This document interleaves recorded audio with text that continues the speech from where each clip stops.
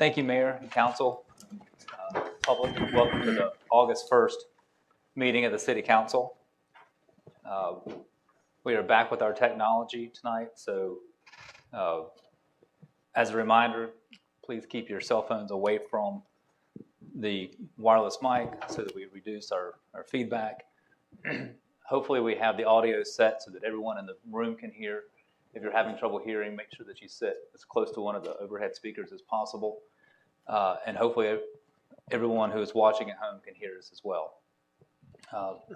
So I want to thank Dale Barajas and his team for figuring out the microphones and the audio and the video and the live streaming tonight. So before we go into the consent agenda items, I'd like to read the vision statement that you've adopted, which we read aloud at every meeting.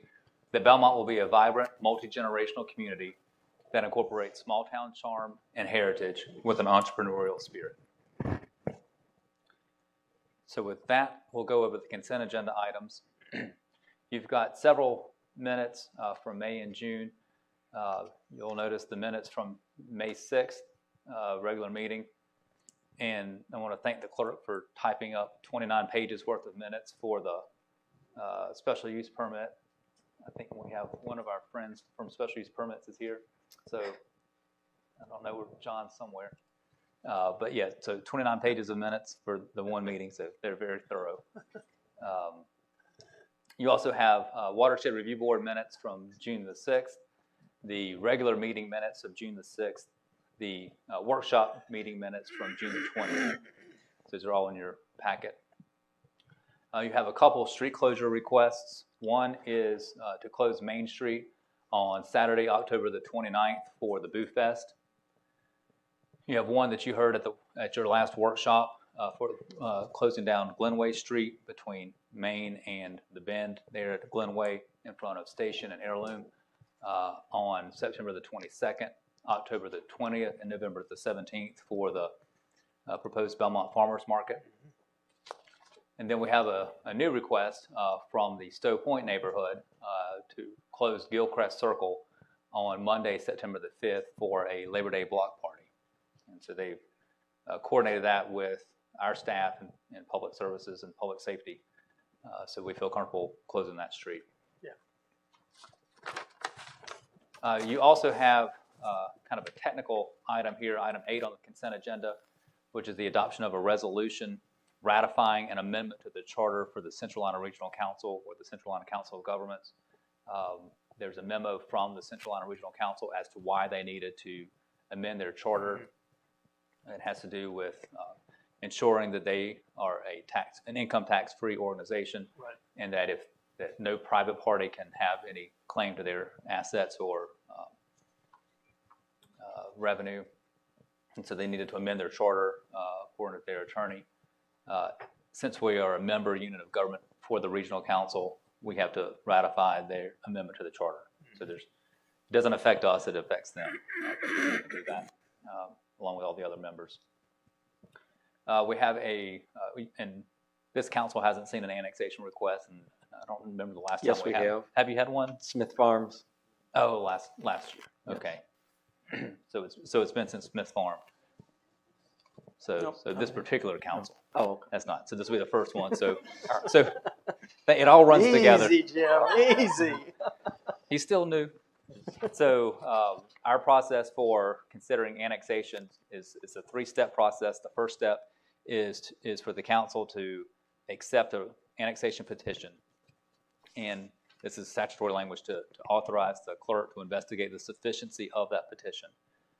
The second step would be, which is what we're asking you to do tonight, the second step would be for the clerk to present her findings of sufficiency at the second meeting, which in this case would be the September meeting.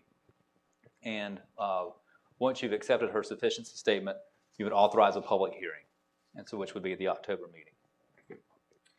And for this particular request, it is about 14 acres or so on the north side of Nixon Road. It's Hayes property that kind of tucks behind South Ridge Drive and would connect to what is now Amberley. So it's the 2 parcels, one big one, one small one. They're outlined in, I'm going to call that blue. It's probably not blue, but it looks blue. And what's the catalyst for this? What's going to be done if this is annexed? What's the? So we have a development proposal. I don't know the details. It's 36 lots. It's outside the city limits, so it's in our ETJ. It's surrounded by the city limits, but it's outside. And it's in our ETJ. It's in our ETJ. It's zoned general residential, so they don't need a rezoning. We require connection to water and sewer for properties to be developed, and for water and sewer, we require annexation. So if annexed, then you'll have I assume a major development plan will come to you at some point. The last item, and if you have any questions about that property, Shelley can answer those. The last item is a follow-up to a couple workshops and meetings where you have discussed the payment in lieu of transportation improvements that were required by the Pulte Group for their Del Webb project. The last time you heard the request from Pulte Group, there were two intersection improvements that were going to require additional right-of-way, one at South Main Street and Julia Avenue, the other at South Main Street and South Central Avenue, relating with property owned by First Presbyterian Church. Those discussions are ongoing and appear to be making progress, so there's no need for payment in lieu for that improvement, but discussions with the property owners on Julia and South Main Street have reached an impasse, and according to the proposal that you accepted, Del Webb, or the Pulte Group, is formally making the offer for the payment in lieu. If you accept that, then we would then take the money from the Pulte Group, and then we would acquire the right-of-way and do the transportation improvements as outlined in the TIA for the Del Webb project. So this, you've approved the rezoning, you've approved the proposal, and now this is the formal process of just accepting that payment in lieu. And these are it's the same amount that was presented to you at the June 20th workshop. Yeah. And the cost proposal is based on 25% plans, which is in keeping with our revised ordinance, but also with what they proposed to you on June 20th. Okay. And so that would be $689,143.13. So that is all that we have for the consent agenda, and be happy to answer any questions you may have. Do you have any questions for Adrian? I have a few quick ones. Sure. At least I hope they're quick. For the for the annexation, I know when we talked about the major development process last time, we sort of discussed how that's generally a by right process where we have very little leverage with the development. Is it possible to synchronize the major development process with the annexation process so that we can maintain some sort of, because we don't have to annex them, but that is a lever, I think, that we could potentially use if there's something in that project that's, I don't know, not favorable to the council. Like, I mean, I have no objection to the, working through the process and getting it to the point where we can make a decision on the annexation, but I'm just wondering strategically if there's a way to sort of bring those two processes together. Does that make sense? And I can ask Shelley about the timeline on this particular project, but what we try to do, if it's property outside the city limits and outside the ETJ, so that it has to get an initial zoning, we like to time it so that the annexation public hearing and the initial zoning public hearing are at the same council meeting. Okay. So that sort of backdate when they need to apply for the annexation to go through those three meetings. And the final meeting would be when you'd have the public hearing on both the annexation and on the zoning. But since the zoning is already in place, it's a major development plan, there's no public hearing required or for the development part.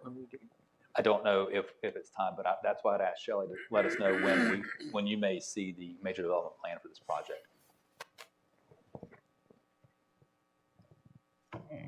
Yes, to answer your question, we are syncing them up together because an annexation is a three-step process, that we're timing it together. So it should go to the major development plan, should go to the planning board in September, and then everything should reach the council, the annexation, the public hearing for the annexation, and the major development plan should be heard by the council at the same meeting in October. Okay. Okay? Yeah, that was basically my question. So that's And they're vested under the major development plan process, right? They Because I are. know we're changing that, but Yes. they're grandfathered in no matter what we do. That's correct. Okay.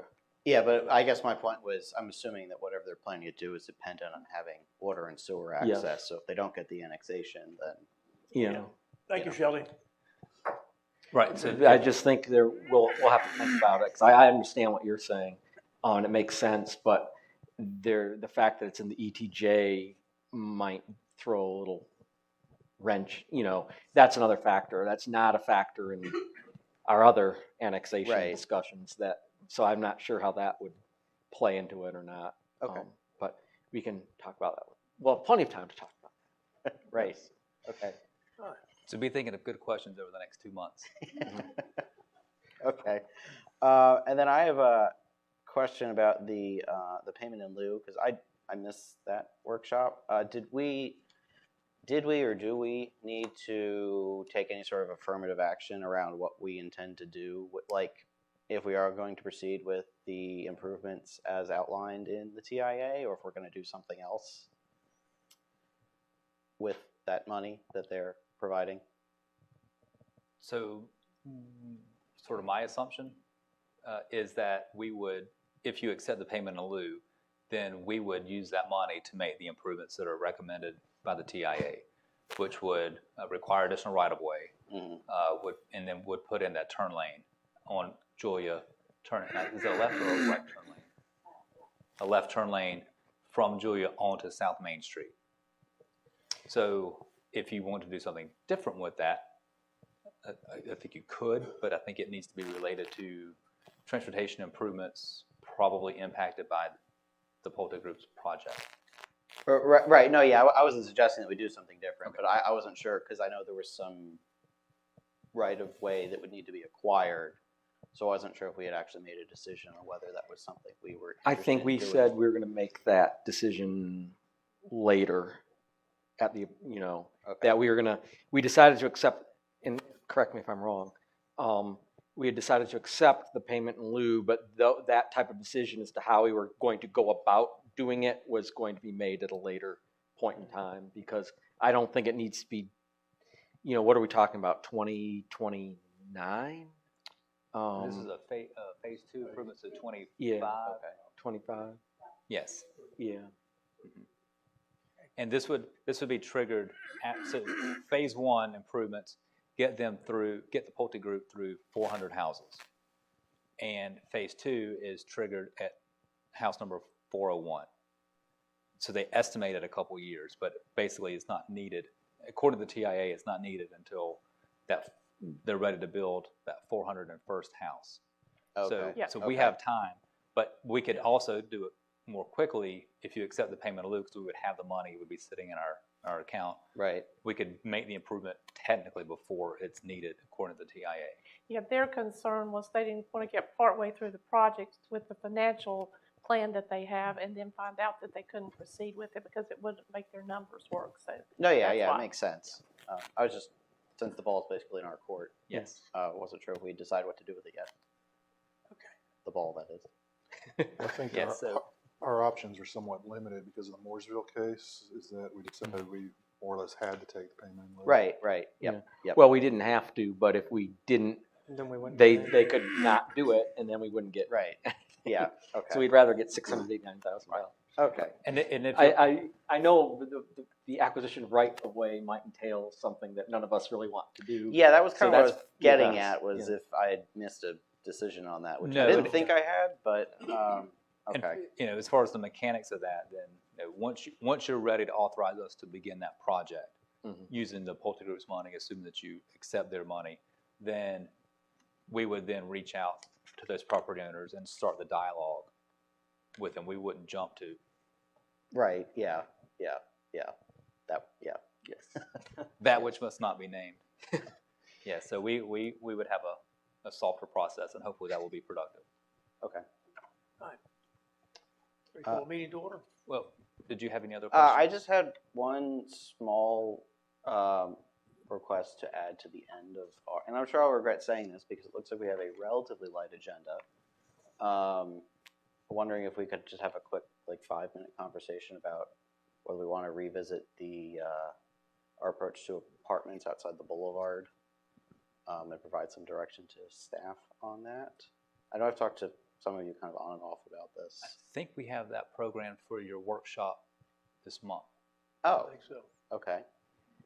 But were you wanting to add this to the But I mean, you can agenda? certainly add it here. Oh, yeah, I mean, I guess I'll defer to the group on whether you'd like to do it tonight or wait I 2 think that's weeks. gonna be more than a 5-minute conversation, so I think our workshop would probably be the best spot. Okay, Yeah, I think so too. that's fine.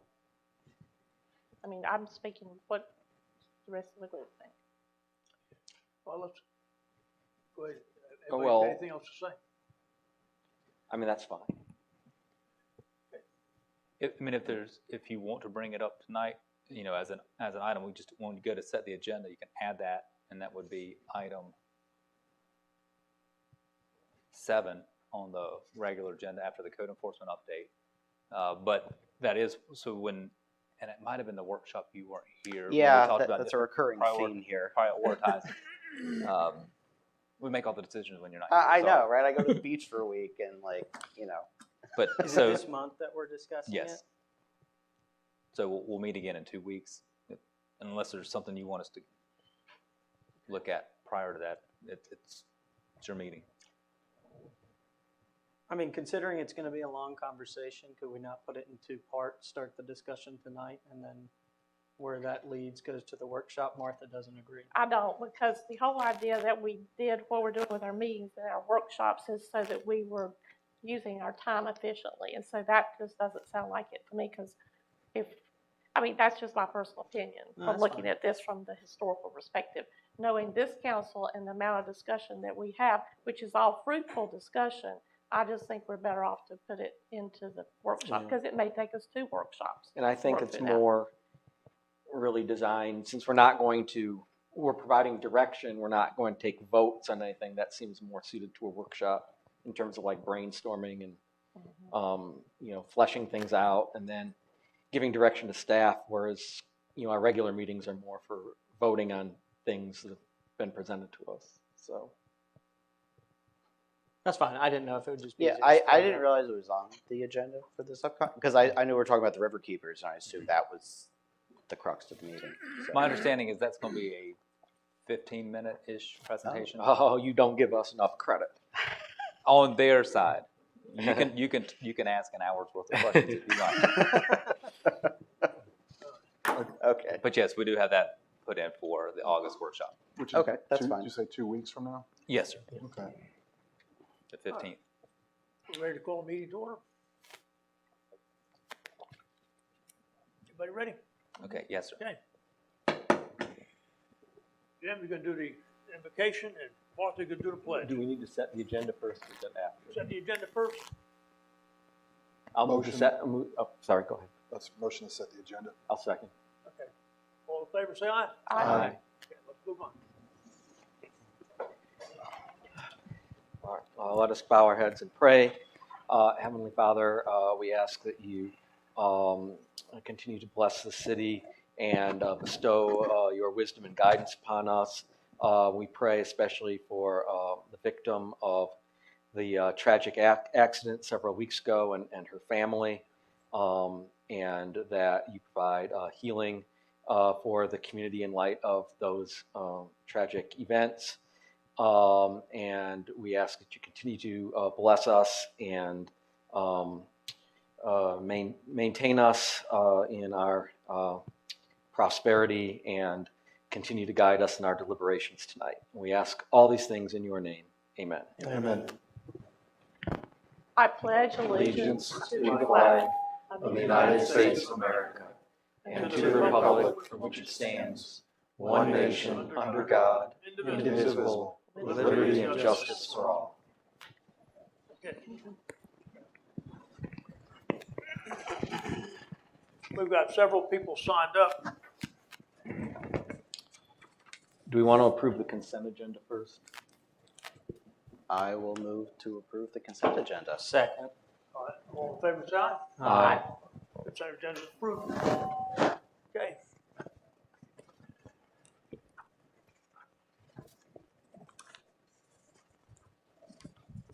Got several people signed up.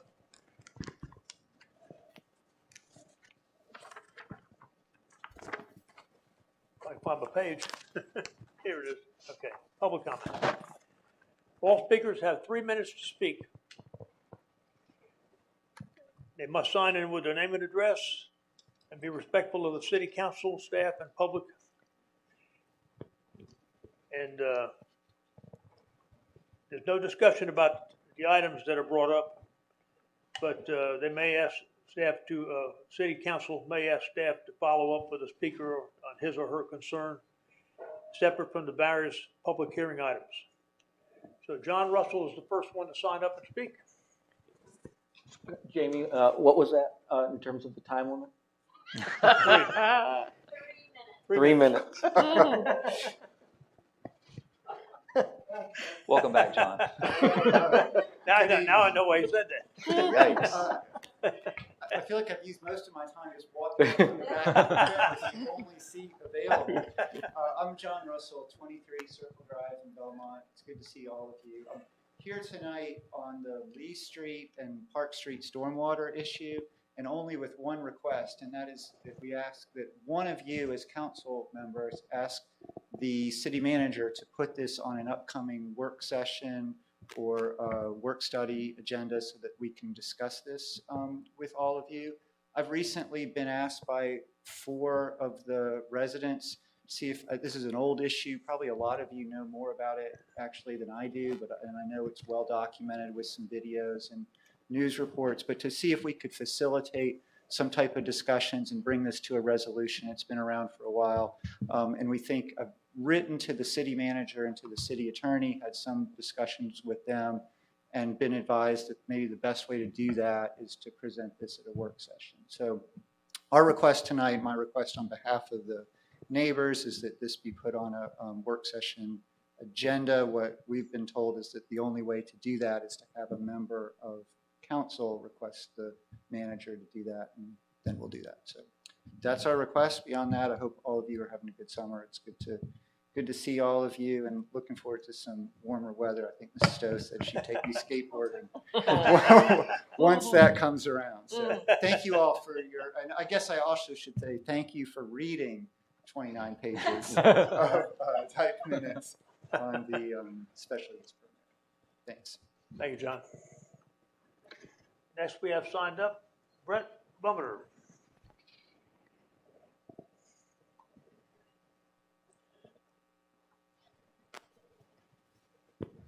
Good evening. My name is Brett Bumeter, and I live in North Belmont.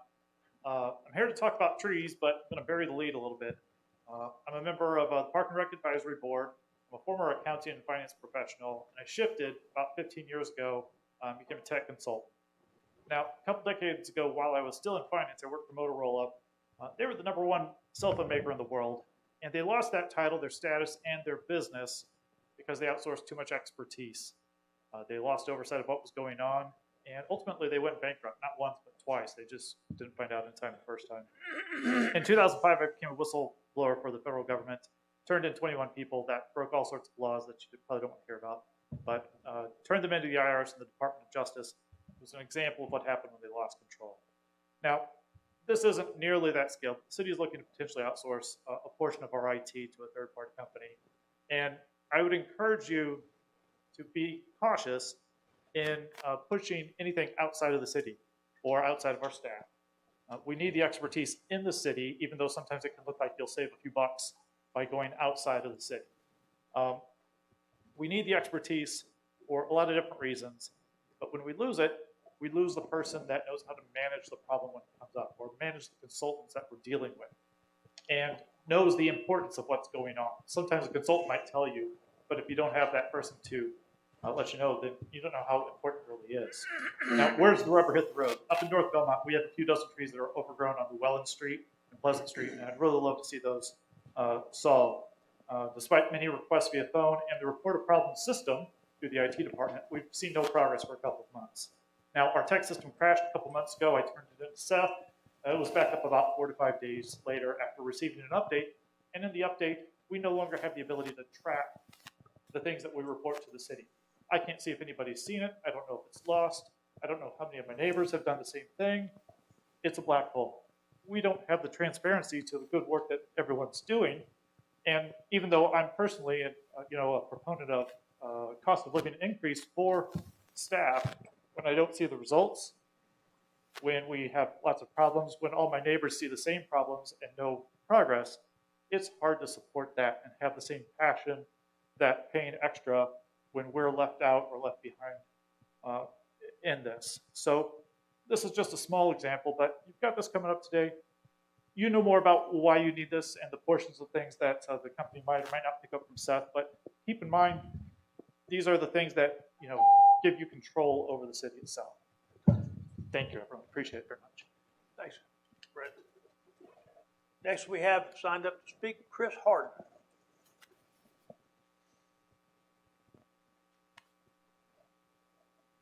I'll put myself on a timer. Give me in a minute.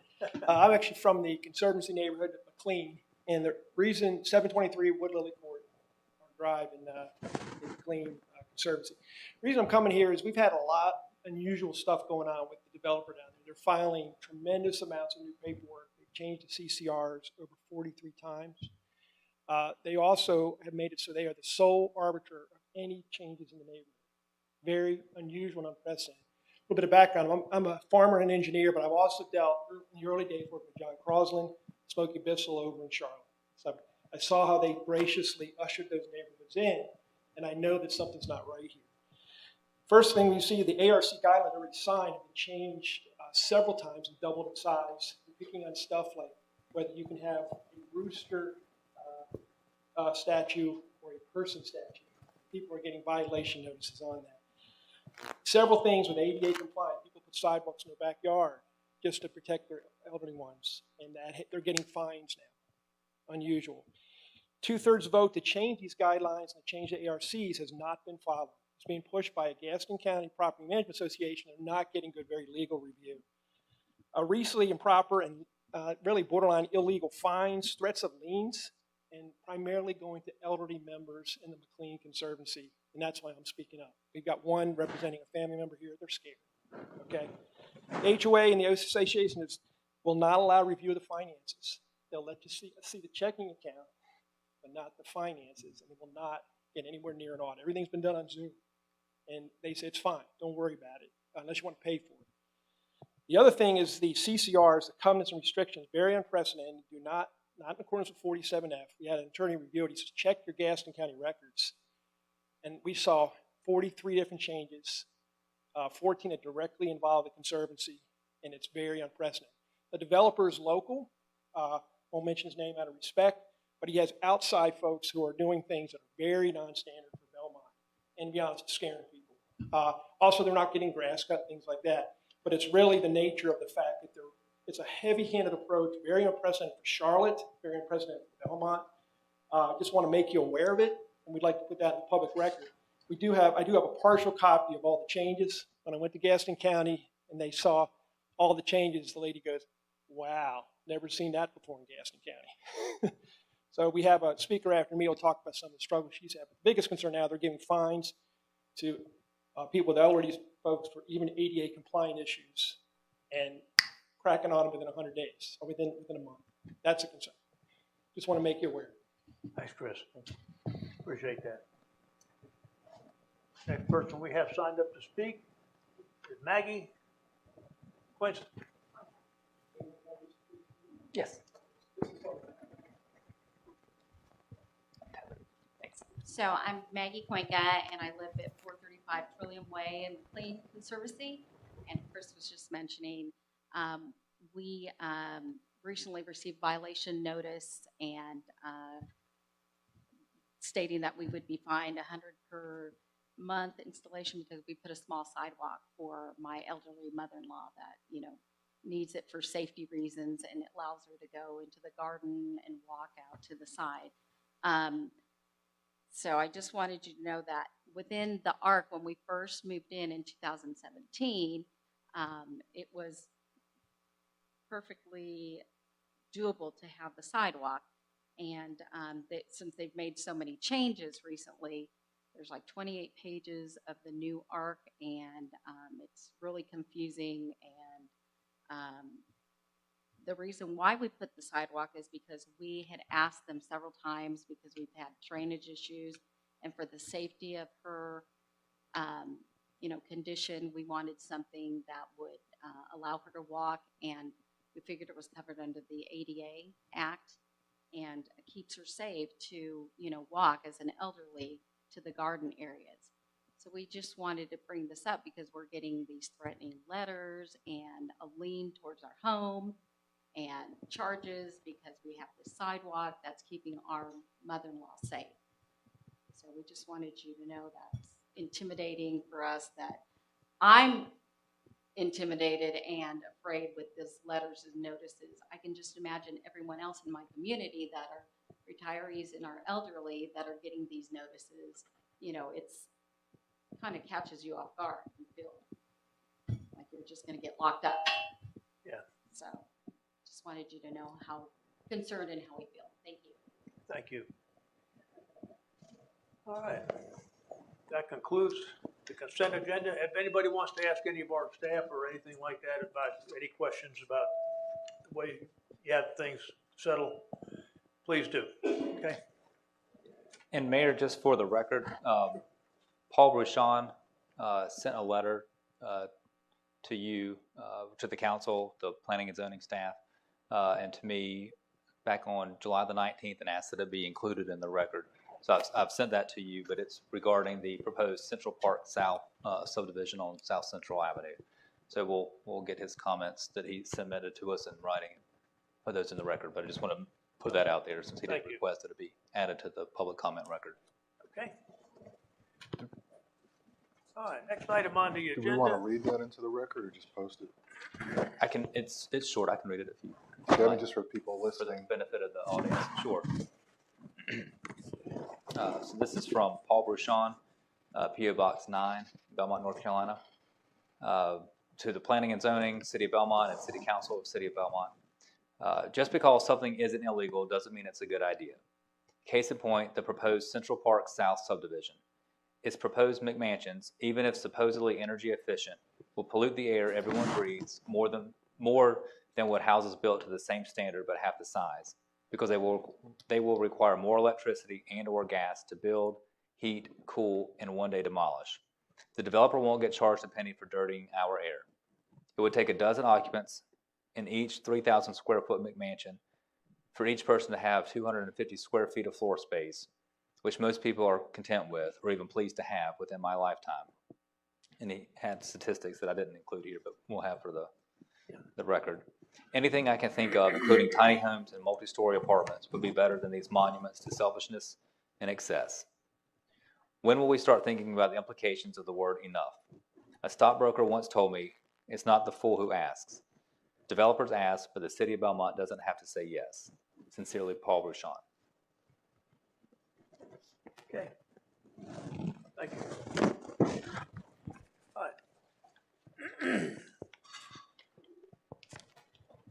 Next item on the agenda is consider approval of the Memorandum of Understanding for the Morris at Belmont.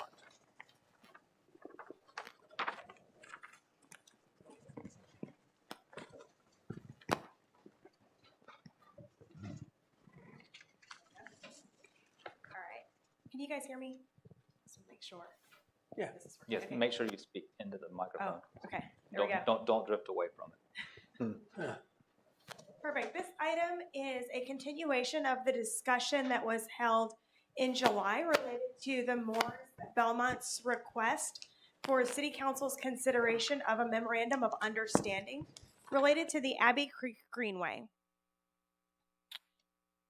The request is specifically that the city would consider being listed as an applicant on a nationwide permit, also known as NWP 14, which is sent off to the U.S. Army Corps of Engineers.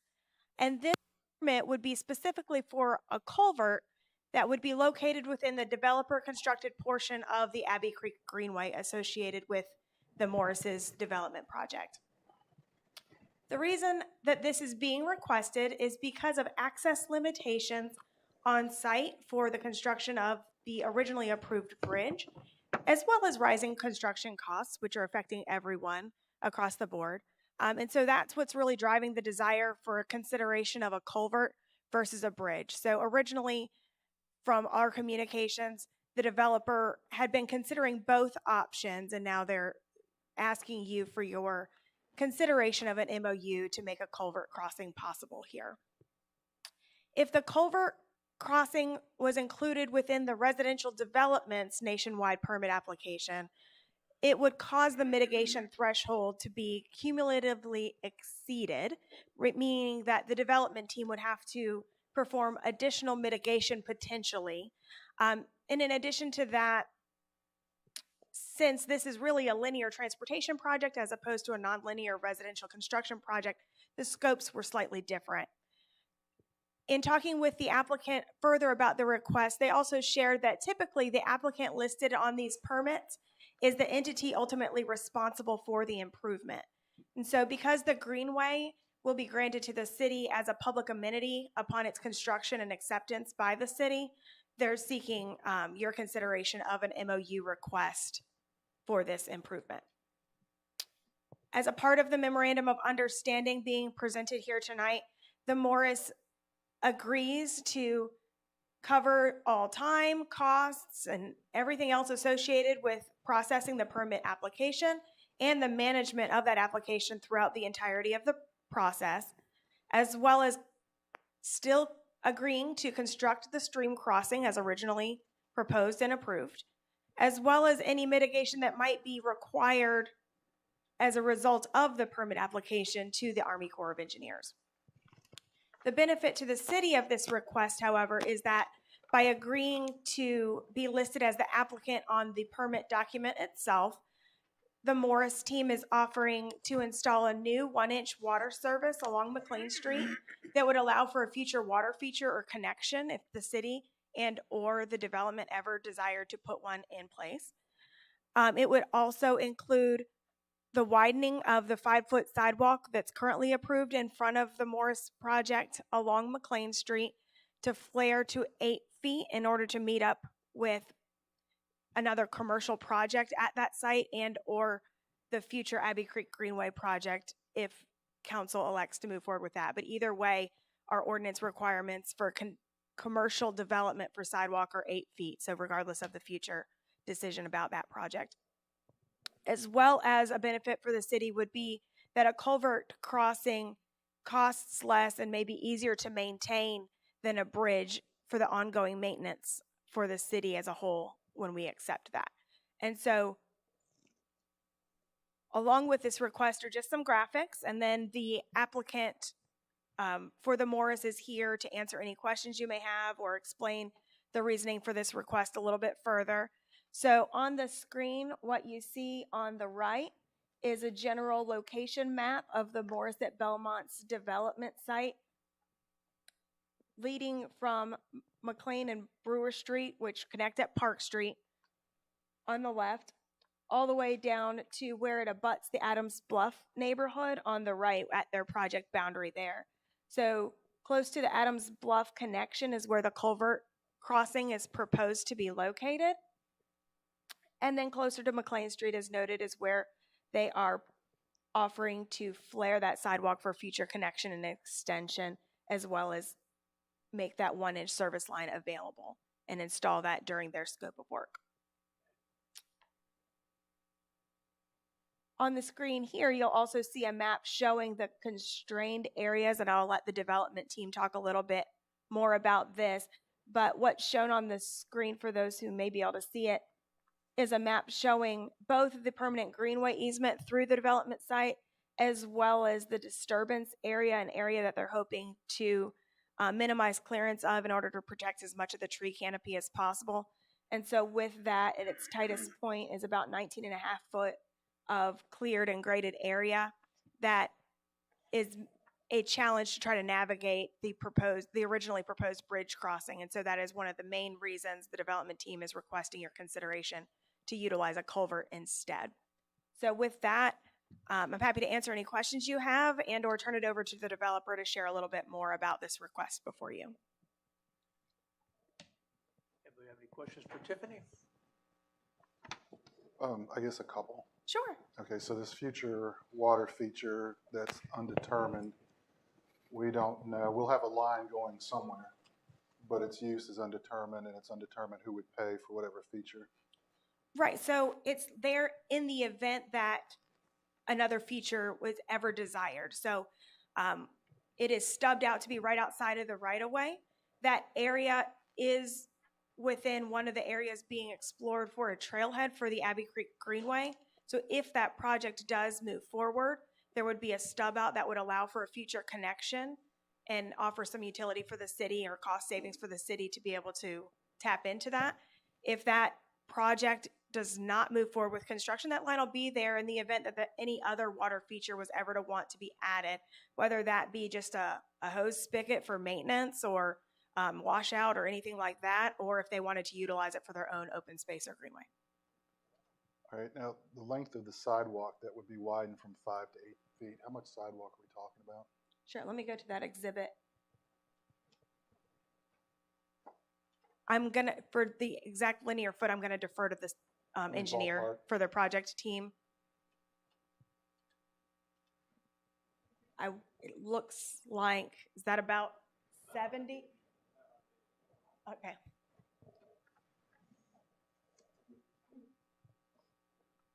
Okay, I've just got two more real quick ones. Sure.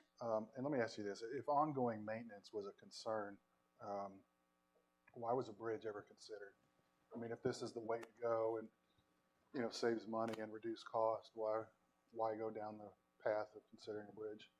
My best understanding, and I will again defer to the development team in terms of how they got from point A to point B throughout the process, but it's my understanding that when the project was originally being explored and or designed, a culvert and a bridge were both being explored as options for this stream crossing. When they went through their original nationwide permit process for the residential development itself, it was realized that they were close to the threshold, right, for their development. And so if they were to be the applicant, a bridge would be the way to make sure that they maintained work within that threshold that they would be required to meet. So when we got construction plans for review, those showed a bridge to make sure that they were in compliance with the standards of this permitting, is my understanding. So even though a culvert might have been better for ongoing maintenance, it's not something that they could apply for themselves without additional mitigation, right, and all of the resultant costs. And so this is possible as an option with the city's collaboration. Okay. Lastly, I mean, what scenario plays out if this is not approved? Again, there is a bridge crossing that is in the plans, and I would ask the developer to speak on what that would mean for them if, in the event that this MOU was not approved. Okay. Anybody have any other questions? Thank you, Tiffany. Well, I'm assuming we're going to hear from the The developer. yeah. then. Yeah. I have some questions for the developer. Yep, sure. Okay. All right. All right. Someone want to make a motion to approve? Well, no, we're we're going gonna to. talk to the developer. Oh, we have a developer. I'm Yes. sorry. Yeah. So coming up. Thank you so much. I have a question, if I Well, why could- don't you introduce yourself first? Okay, Yes, sorry. my name is Sean Calloway. I'm here on behalf of Kaplan Residential for the Morris Project. I help the team with overseeing the site construction management process. So I can answer questions, or I can kind of give a brief overview. Okay, go ahead and give us an kind of expand. overview and then I'll ask. So question. Tiffany's correct in everything she was talking about. One of the challenges, obviously, where we would prefer to do a piped crossing at this location for several reasons. If we were to expand our current nationwide permit with the core, mitigation would become a factor because we're right at 150-foot disturbance level. And then it rolls into basically mitigation that goes, it's retro back to the first foot of disturbance. So there is a cost impact with that there. Secondly, if we can, I need to put my glasses on. It's become more and more apparent that it's a constructability issue. If we go to, so this one, so this is the lower portion of the overall. If we go back to the overall picture, is that in here? Nope.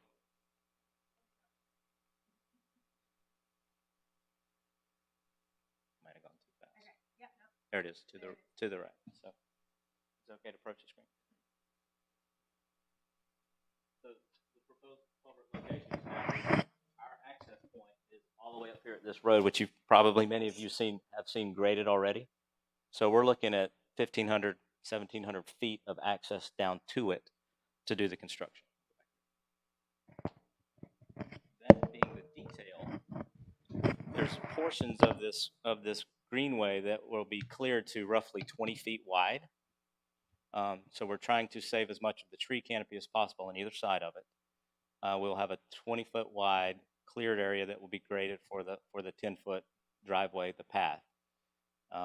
The proposed bridge is a 30-foot span. It's a steel structure that comes in one unit, it's 30 feet long, that would be set on timbers on either side of the crossing. Logistically, it's become more and more apparent how much of a challenge it is to be able to transport a 30-foot structure down a 20-foot wide path, only because you can't carry it turned sideways. Secondly, we would have to have a crane driven down there, which we could get a crane to the spot to set the bridge, but the crane would have to set up, bring the bridge to it somehow, and then pick it up and turn it around within a 20-foot area. And it's just, it's more and more apparent every day that it's just it was not a good path to begin with to go with the bridge. And the culvert should have always been the preferred route. Another benefit that we see, really long-term benefit to you guys, would be the fact that it, as a culvert, as a RCP type culvert, long-term maintenance costs will be much less than a steel structured bridge that's sitting on two abutments. You have a greater chance for scour underneath those bridge abutments. Plus, it's going to be a place that's traffic rated for the maintenance vehicles to get back and forth. It's something that's not going to be used a lot, but you will have the traffic that goes across it from time to time. So I think it's a better approach from a safety standpoint as well, long term. So, I have questions? two questions. First of all, what diameter culvert are we looking at with this? It's still in the sizing process, but right now we're thinking it's going to be about a 42-inch culvert. All right. The other question, I think some of us have discussed trailhead and parking. Would you consider adding parking to the trailhead? We were talking about this water feature as part of what this negotiation. Well, we've already agreed to provide the easement for that area, and we've also we're in discussions to try and our goal and intent would be to donate the land.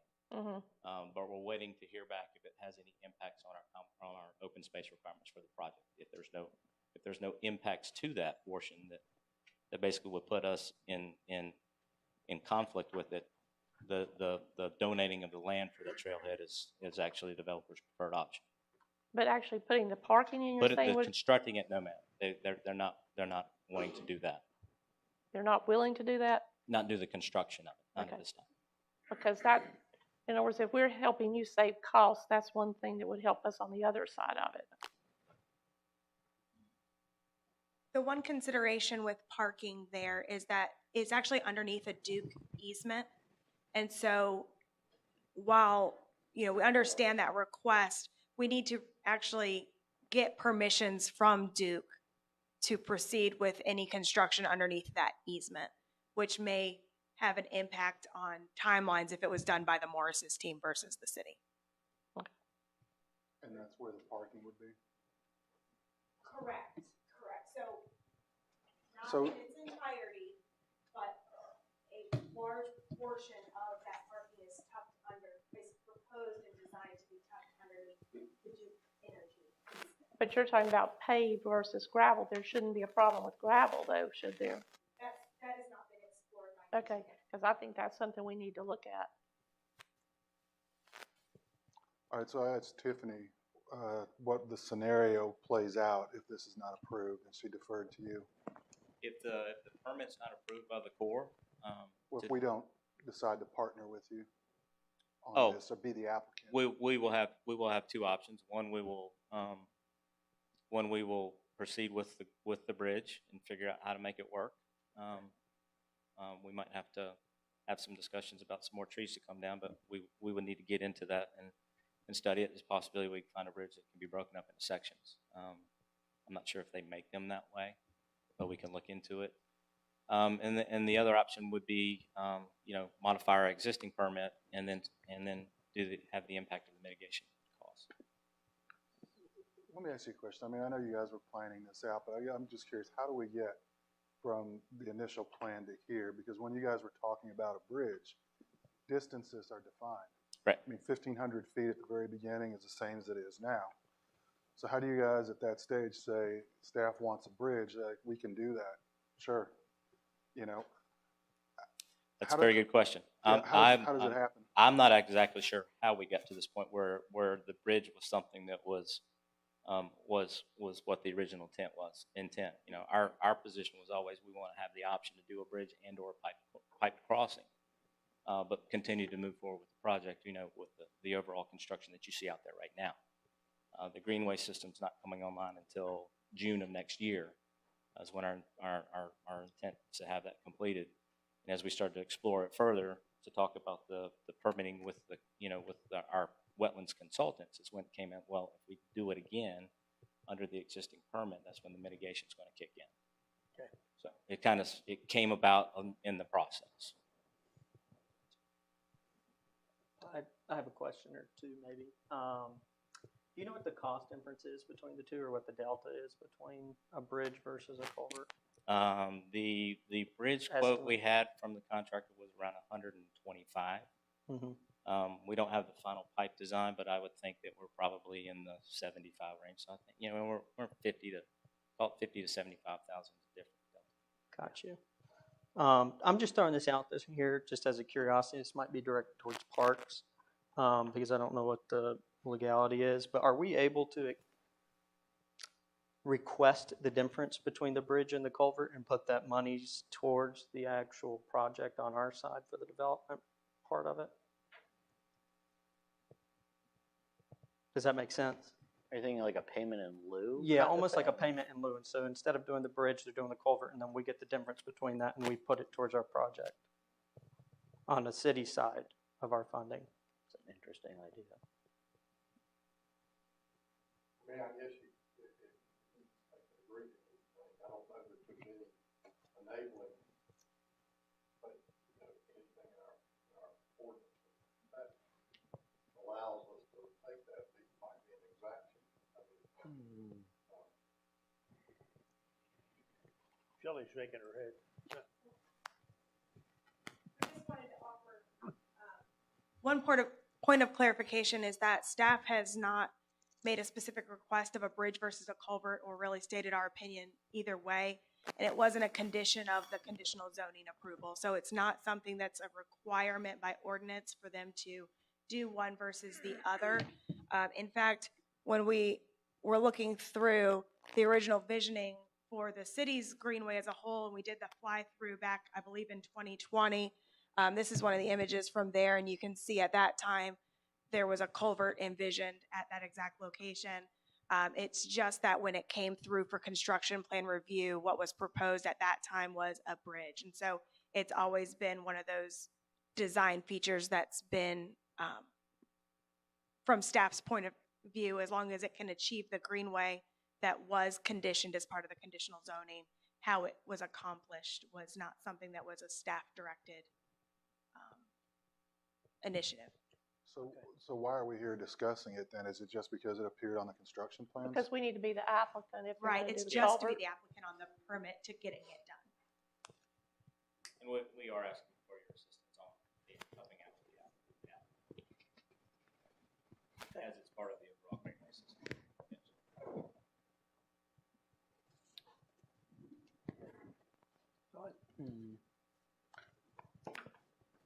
Kind of interested to like see like I don't want to keep kicking this down the road, but like the issue with the parking sounds like it might be like if we could figure out what we can do with the parking, and then maybe kind of come to a sort of I don't know grand bargain on this and parking, just kind of tie it all up with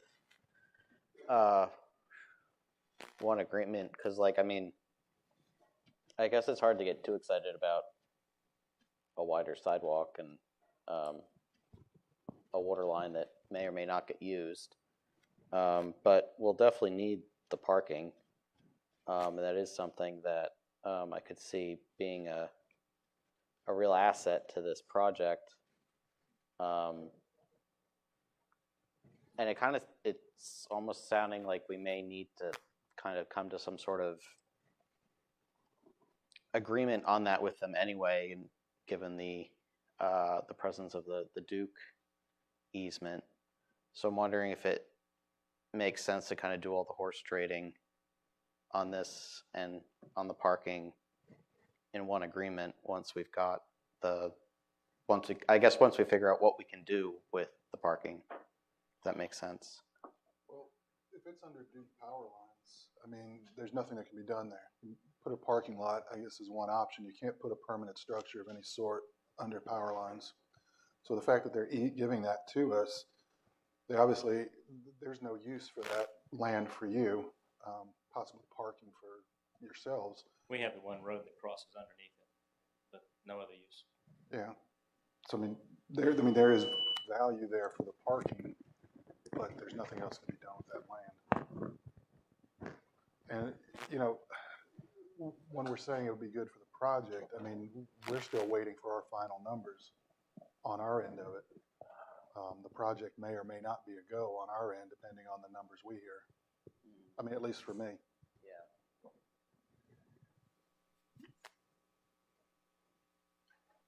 Well, then where does that leave us?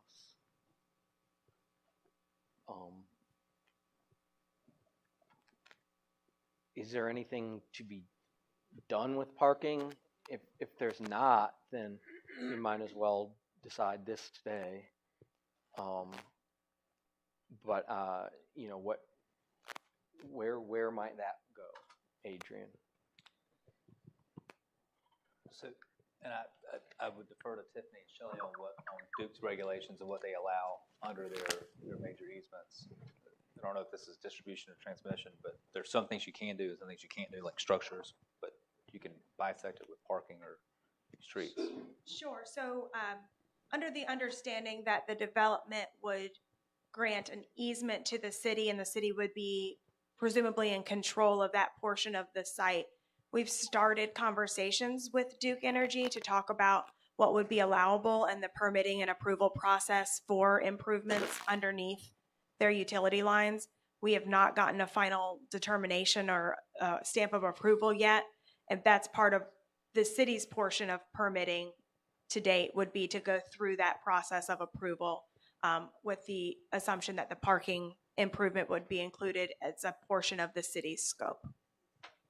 So if the council wanted to make the request of the development team to construct the parking lot, then you could add that to item 3 on page 98, which is the developer responsibilities. You've got A through H.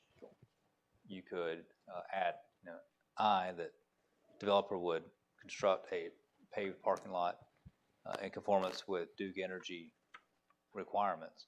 Now, they may not agree to that, but that's why he's here and that's why you're here. But while we might get your agreement to do that, we still have to we're waiting Duke Power to sign off on anything that's done. Is that correct? Right, and it would be very helpful to get some clarity on who would be responsible for doing the work so that we can make sure that we're getting the appropriate name on that application as well for processing.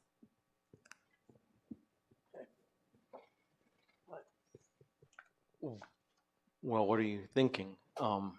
I don't know where that leaves us because Yeah. we're asked to vote on something with 2 variables right now that are introduced, which can't be determined or resolved this evening.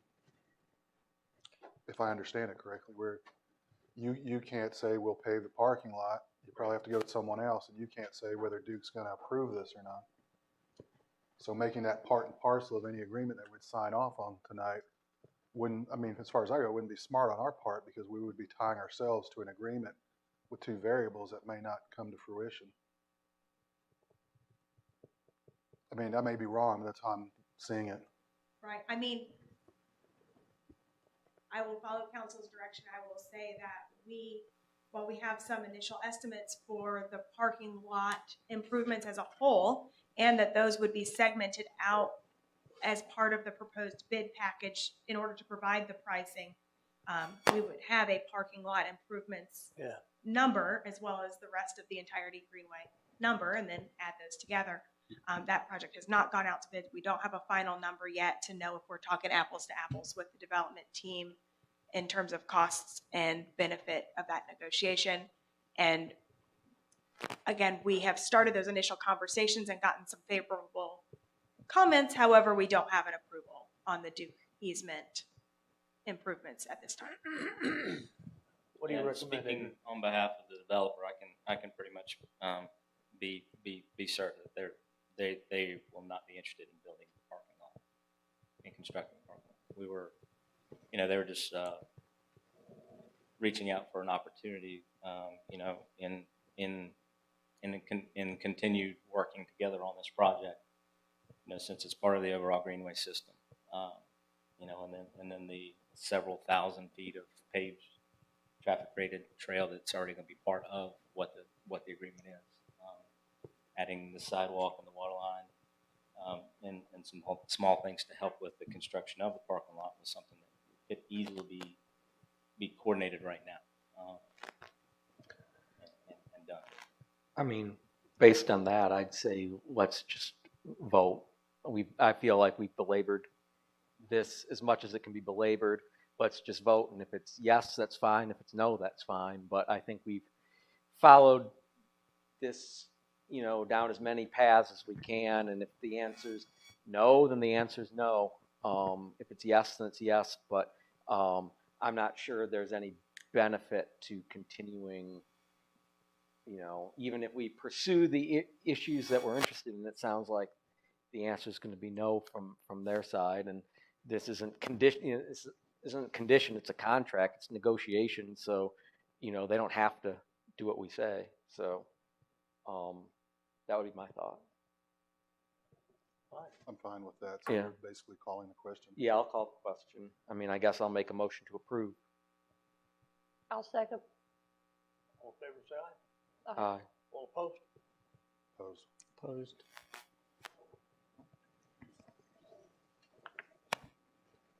Thank you, Tiffany. Thank you. Thank you.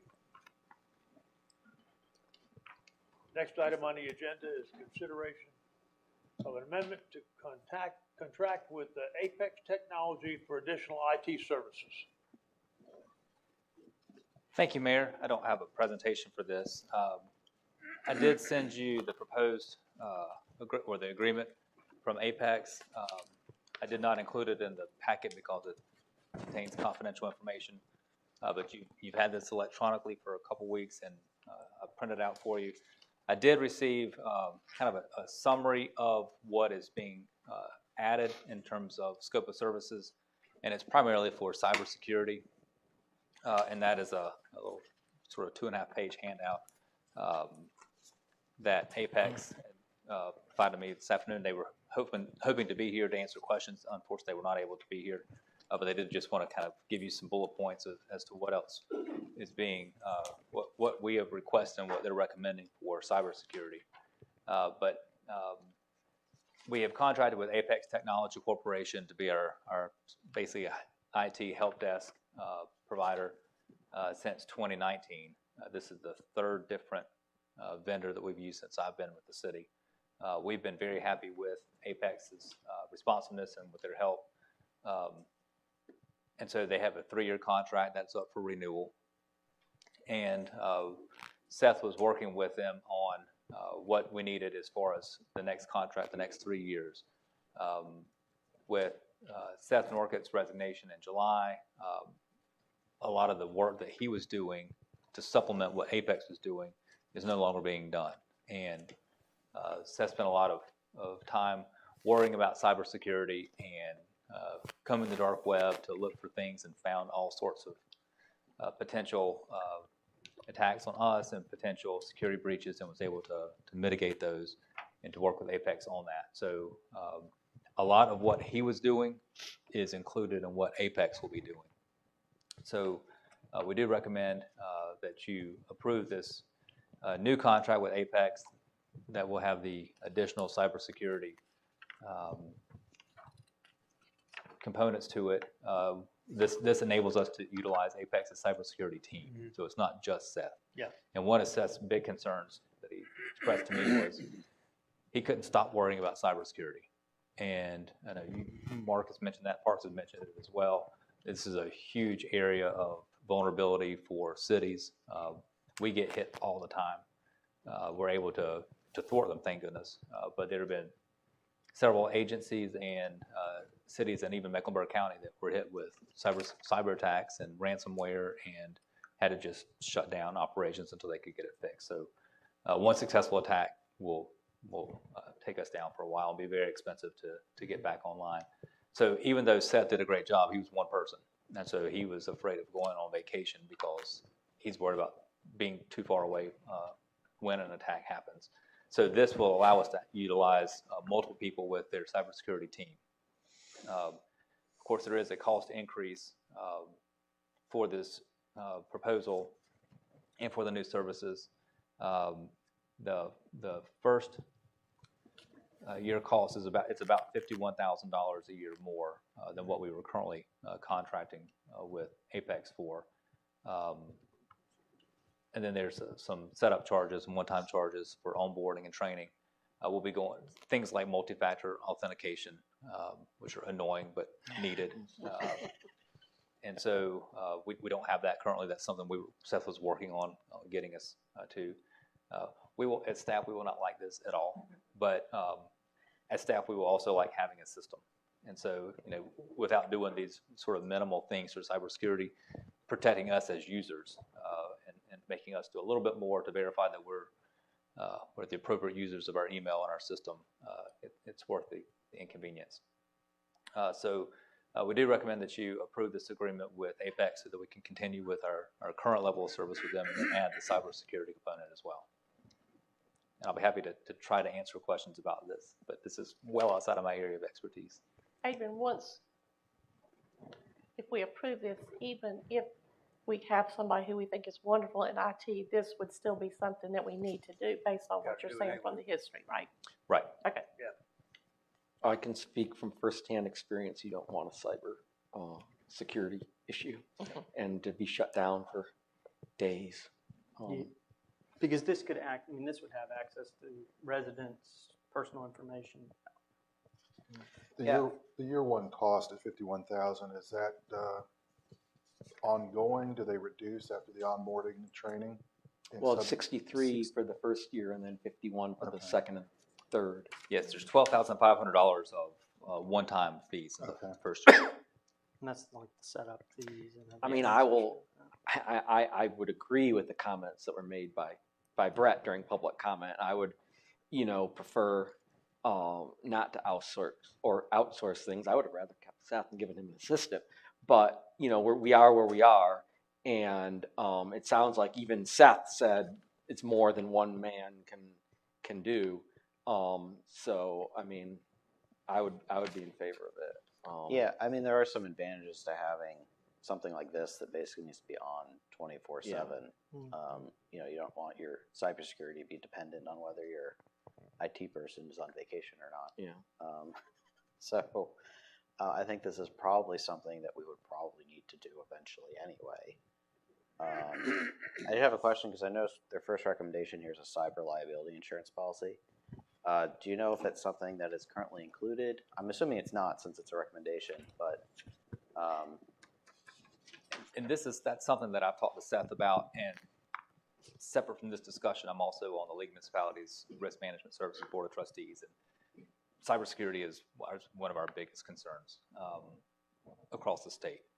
and cybersecurity insurance cyber insurance policy are tough now. They're very expensive. They don't pay out very much. Seth's opinion of it, and I don't want to speak for him, but from what he expressed to me was sort of a basic level of cyber insurance is really not cost effective. What a lot of places do is sort of anticipate what it would cost to recover from a cyber attack and just sort of put that into a kind of a reserve fund. So basically self-insure. And self-insure for that. Because so with a multi-factor authentication, so let's just say I click on something that I shouldn't click on, and the malware, spyware, whatever, and it invades our system, we get attacked because I did it, we're at fault, and they may not pay the insurance policy. So that's something that I would like to explore from my other hat on the risk management board. Cyber insurance is not going to be cheap, and it's only going to get more expensive, and it's going to pay out less and less over time, and it's something that statewide we're having trouble getting coverage on. Okay. It's very expensive. So it's like a new flood insurance. Yes. Yeah, it's, I think the industry is still kind of figuring out how to insure it, which is part of the problem. Yeah, so, okay, I mean, that was the only thing that kind of really jumped out at me from this. Are these current state here, is this stuff that we currently have installed in our system, or is this stuff that they're going to? This is what they're currently providing. Okay, okay. And then they've got the proposal on pages 2 and 3 of what they will add to that. I see, okay, okay. And I just got this afternoon, otherwise I would have sent it to you earlier. No, yeah, I was just skimming through it, and I mean, like, I know, like, the SD-WAN and stuff is, like, some more advanced stuff, so I guess I was kind of surprised to see that we actually had some of that, which I guess is kind of a, you know, Seth was doing his job, so, yeah. Can we get a motion to approve? I'll make a motion to approve. I'll second. Second, all in favor, say aye. Aye. Okay. Very Thank good. you. None opposed, I don't believe. All right, next item on the agenda. Consider the acceptance of a proposal for live streaming city council meetings. Thank you, Mayor. So along with the additional IT support, kind of keeping that theme going, Seth was live streaming our meetings, and obviously he's not available to do that. And at the last workshop in July, you asked that we pick that service back up and find someone who could do live streaming of the city council meetings and the city council workshops. I did reach out to three different local companies and received bids, all based on a minimum of a 3-hour meeting, which is not out of the question for us to do 3 hours. So We can make it 3 hours. yes. Get our money's worth. Yeah, so don't feel obligated to extend the meeting just to get your money's worth, but there is a minimum of 3 hours. The bids were $750 per meeting, $905 per meeting, and $950 per meeting. And there was some availability issues with the vendors. Fortunately, the low bidder was both the low bidder and available, and that is the Barajas company. Dale, who was here earlier setting up and is live streaming us now. So I did take a little bit of a gamble and agree to I pay guess we him better approve it now. pay him for at least this meeting, since you said Yes. you wanted it live stream and he was available. But he has a proposal. It is $750 per meeting for a minimum 3-hour meeting.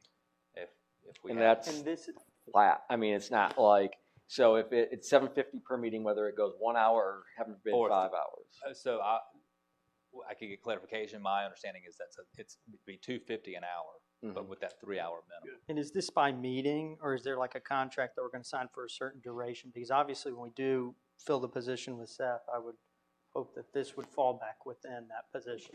Yes. So this is not like an annual contract. Okay, I so did this is just annualize the cost would be $18,000 a year based on our 2-month meeting schedule.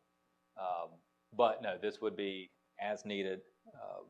He's already agreed to schedule the first and third Mondays of the month until we can find someone. And let's just hope that whoever we find has all the skill sets that Seth did and knows how to do this. And we may not have a 3-hour meeting either. They could change. Sure. I it's mean, we really could gonna always be a say minute. like, sorry, you know, we only paid for 3 hours, so we just got to cut it off. Yeah. You know, Lights everybody go out. home. Yes. Then you just All table right. everything to the next meeting. Yeah. With- And this is just a little bit off of the topic, but does this position need to come back to us for approval? Or since Seth resigned, is it already, you guys can get the ball rolling with trying to backfill it? Yes, or fill it? we're advertising for it, and so it's funded in the budget. The only reason I would come back to you for anything is if we can't find anybody and we need to discuss changing the job description or the classification for it. But right now, it just like with any vacancy, Right. we're working to fill it. They charge a lot of money for these things too. Yes. $750. As far as paying for it, because I know we've got a full year salary budgeted for the chief technology officer, is it possible just until we have that position filled, just take the money out of that pool and put it into professional services? So I was, with the increase in cost for Apex and with this, which clearly was not budgeted, we will need to figure out where that money's coming from. That's certainly a logical place to put it. And we will, hopefully the money sort of works itself out. But if it doesn't, we'd have to do a budget amendment to do just what you're saying. We might. Reduce Well, salary it and seems like increase. it might work out because once we hire someone to fill the position, Yeah, we you no wouldn't need longer this anymore. To pay. No, we'd still have to pay the Apex stuff. Right. The Well, right. additional Yeah. Apex. Yeah, but you wouldn't need this. Right. Yeah. Exactly. Do we hear a motion to approve the live streaming proposal for Barajas Company? I'll motion to approve it. Second. Motion second. All in favor, say aye. Aye. Okay. Very good. Thank you, Adrian. Thank you. All right. Downtown Business Development Association Presentation and Grants Award, Billboard.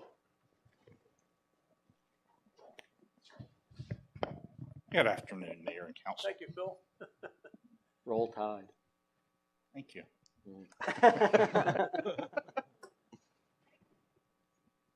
With the fiscal year just ending, the DVDA always likes to come up and present accomplishments that we had over the previous year.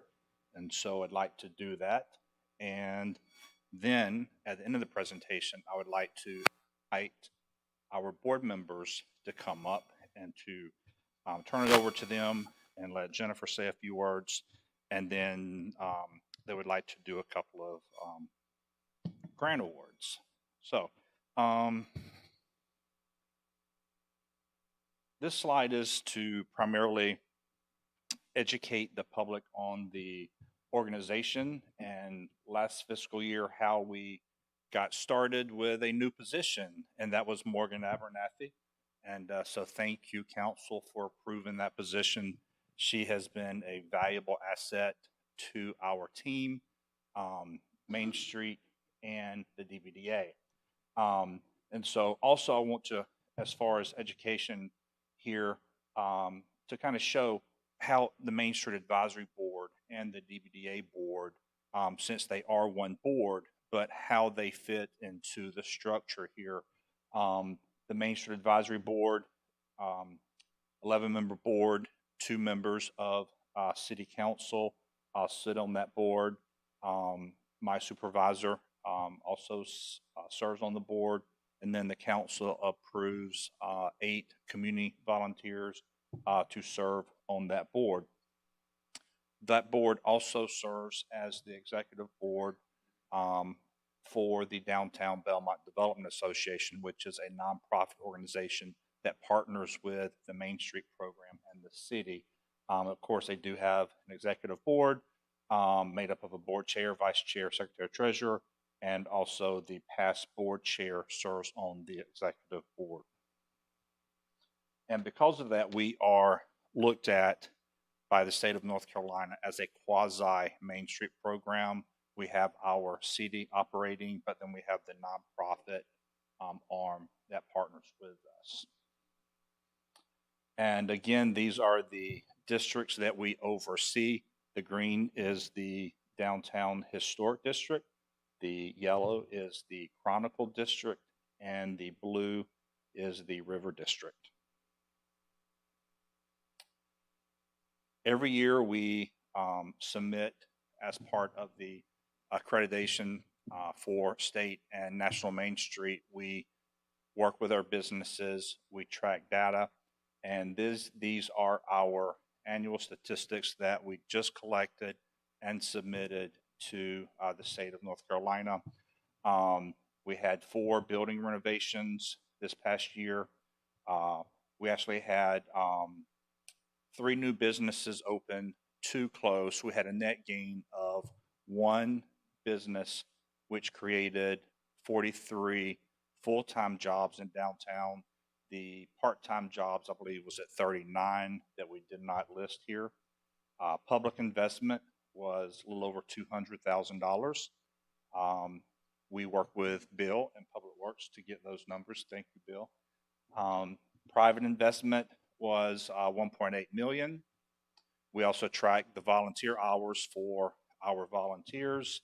This year we collected over 3,200 volunteer hours, which the state of North Carolina puts a dollar figure on volunteer, which is, I think, roughly it went up from like $26 to $29 and some change. So the volunteer hours that you received from this group this past year, just shy of $100,000, which I think is pretty nice. And so Thank you all for your volunteer. So just a reminder that the DBDA is a nonprofit organization that does support the city and the Main Street program, our 4-point approach to improve all aspects of downtown. The mission of the DBDA is to advance the economic, aesthetic, and cultural environment of historic downtown Belmont. Our projects always depend on the support of the city. So thank you for your support. Stakeholders and volunteers who really give of their time to make this program work. And these volunteers work hard to accomplish this mission through community art, supporting our downtown businesses, holding events for our local community, and to attract visitors into downtown. Through public art, we worked with Juan Logan. We had a new mural. Of course, we love working with our elementary and middle school students and teachers in creating public art in downtown. So this is the second installation on the fence behind Sammy's. And so hopefully we can start, once school gets back in progress, we can start meeting with our art teachers again and create another new piece of public art to install on this, on the fence. Of course, one of the biggest events we did this past year was Moonlight on Main. So this was a video that we had created to help promote the event, which really was a great way to highlight the city of Belmont. And it got a lot of views and attractions. And so maybe one of the last times we see it before we move on, but it was a great event that we had in downtown Belmont.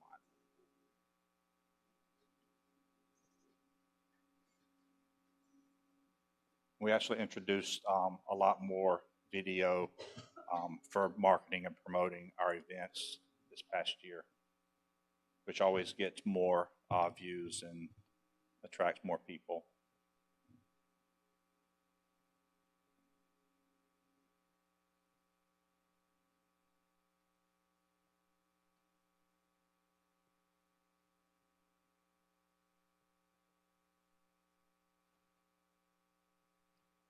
Of course, we did our Gobo art projections in downtown, and we partnered with some other professional artists that really brought some nice touch to our overall event in downtown. But then this really opened the door for us to work with our downtown businesses to get them engaged. We're all the time trying to figure out more ways to engage and collaborate with our downtown businesses. And so this was a great step in working with them. And then the overall programming was pretty significant, and it was a lot of work, but I think it paid off in the end. Some of the statistics that I know that you have seen these previously, but we did receive, promotions across the country through a lot of full-page ads in magazines.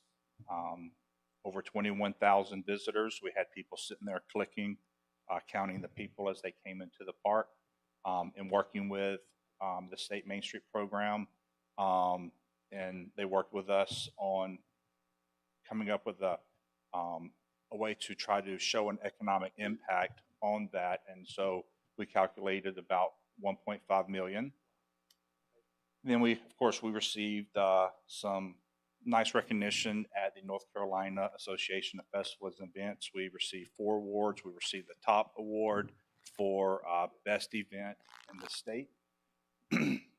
And then recently, we're fielding phone calls from other communities around the country, around the U.S., because now Luke Jerram's studio, when communities or cities are reaching out to him about the moon and his art, the first thing that they are doing is sharing our website and saying, look what Belmont did. And so lately we've been having some phone conversations and some Zoom calls with Coral Gables, Florida. They're bringing in the moon. They love everything we did, and they're going to try to mimic that. So maybe we should take a road trip down to Coral Gables, Florida, and see if they did it as good as. Yeah. Yes, Coral Gables is a suburb of Miami, yes.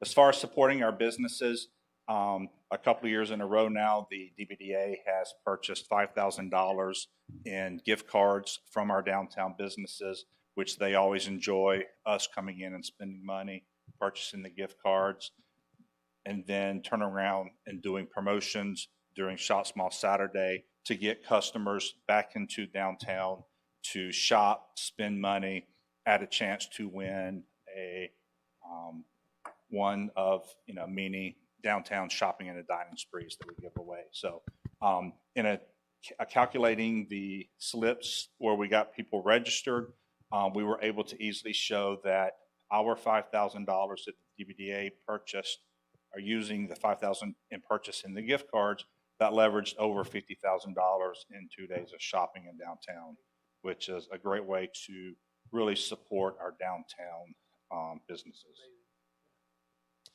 A little bit about marketing and visitation. I'd actually thought I had moved that toward the end. Sorry. Yeah, I must have updated the slide after you changed it over. But as far as marketing, I had also put in visitation and added a few things here. Our Main Street DBDA social media, our Facebook and Instagram accounts are over 11,000 followers now. Our Moon Not On Main website page, we had almost 150,000 viewers. Our Moon Not On Main Facebook and Instagram impressions were over 1.5 million. We also take out monthly ads in Belmont Local and Lake Wiley Local. And those ads are promoting downtown events, promoting our downtown businesses for a small fee. And these are the numbers. This is the number of households that those little newsletters get mailed out to. The 3 things that I added, which now didn't show up on the screen, because of our accomplishments, the things that we're doing as a quasi Main Street program, nonprofit, and state, a lot of communities around the state, when they reach out to the state asking about how to do things, I think one of Liz and Sherry's favorite words now, or one of their favorite sayings is, oh, call Phil and Belmont. They're doing great things, and figure out how they're doing it. So lately we've had 3 communities come spend the day in Belmont. We had Statesville. They came, spent the day looking at our quasi program, city and nonprofit. We also had Waxhaw. Their town manager think 4 of their city council members, some of their downtown Main Street board members came, spent the day. They were extremely interested to see how we operate as a quasi Main Street program, and they are now trying to implement that model as well. And then we recently had Fort Mill, South Carolina, come up, spend the day to really learn more about our city. They met with Adrian, Kevin, and the planning department. So it's really nice to be noticed by other cities in North Carolina and South Carolina to see what we're doing used as a model for them to want to replicate. So I think that speaks volumes for the amount of work that all of our volunteer board members do. So, Christmas Village, another short video. We had another successful Christmas Village. I think every year we grow it and record numbers come out and enjoy our Christmas Village. This past year we added the carousel for 3 nights, which was a nice attraction. The kids really liked it. And so now we're looking at maybe trying to extend that for a few more nights. And I'm going to just move on. And then kind of ended the event season recently with our Friday Night Live concert series, which was another big success. We had a little adjustment after our first concert, which kind of paid off in the end as far as having the concerts up on the upper field. Logistically, it worked better for a lot of us. And so we had a great Friday Night Live concert series, and we're already looking forward to next year getting some recommendations for some good bands, better bands, thanks to even some of you council members for throwing some bands out. So Jim, we're working on it. So, but a lot of work goes into these events by the DBDA Main Street volunteers, but also I want to take this time to publicly thank Bill and the Public Works team. I think a lot of their guys don't receive the recognition that they deserve for helping put on these events, and so just wanted to.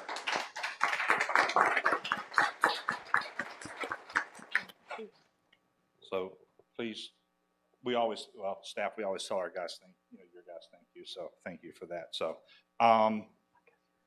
with that, I would like to invite, I'd like to introduce our board members, and I would like them to come up as I recognize you.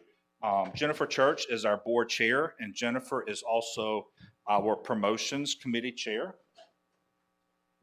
Emily Rudisil did not make it. I think they had a little family emergency, but Emily Rudisil is our vice chair.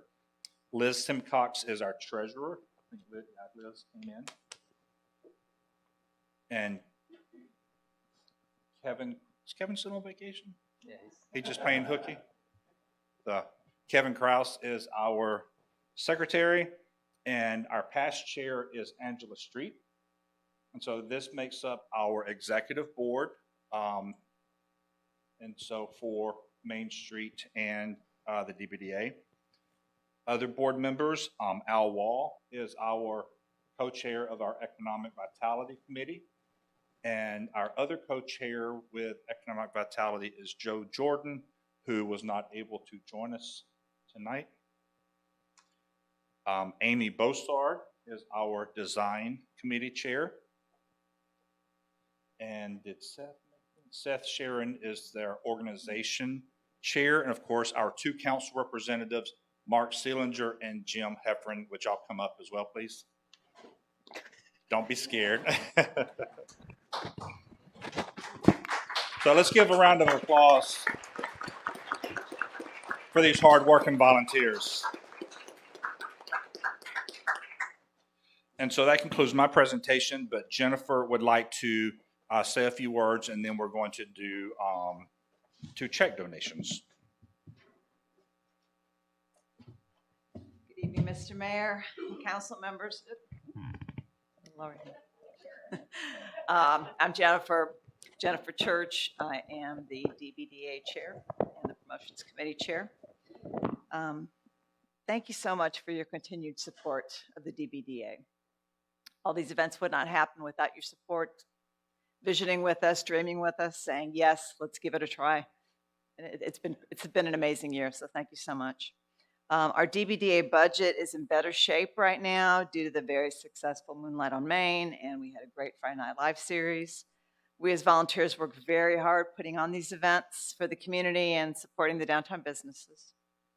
This year, we're in a great situation to give back to the community, which validates all the hard work that we as volunteers put in year-round for this beautiful Belmont, this community that we love.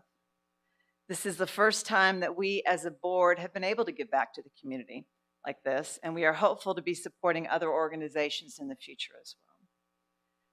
We're very excited tonight to make 2 donations in the amounts of $2,000 each to the Belmont Police Department and to the Belmont Community Organization. So at this time, I'd like to invite members of the Belmont Police Department to the front, please.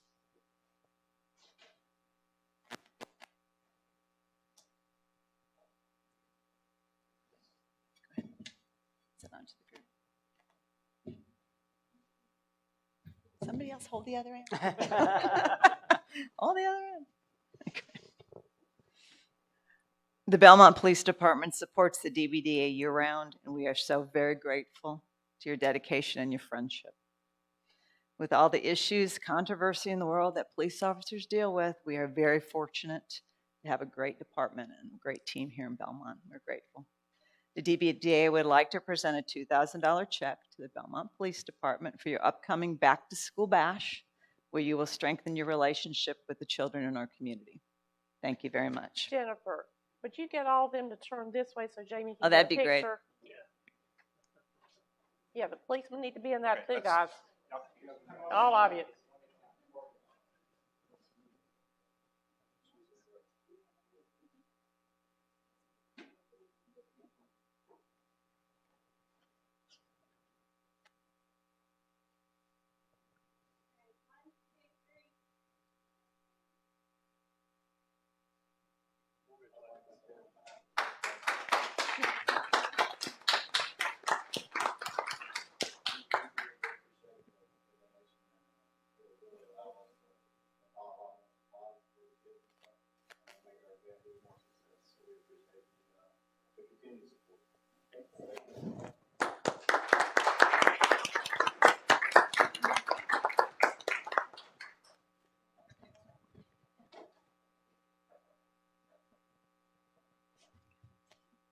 And at this time, I'd like to invite up Gary Hamilton with the BCO.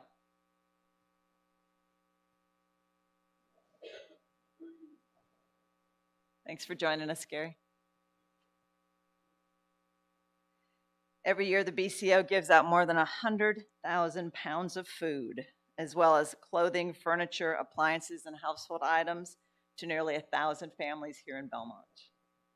The BCO also provides limited financial assistance for medication, rent, and utilities to assist others in our community who are struggling. The BCO would like to present, the DBDA would like to present a $2,000 check to the BCO to support your mission in assisting our friends and neighbors in Belmont who need a little help.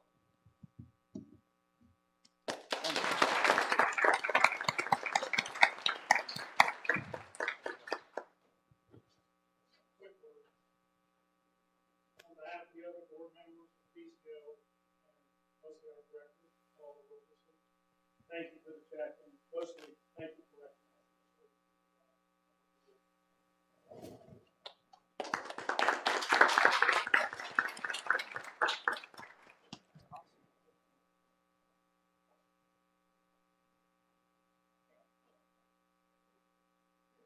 All right, Morgan, get in there. 1, 2, 3.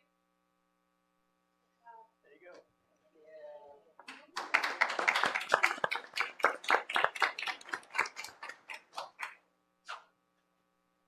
I want to say thank you for your leadership, Bill, Jennifer.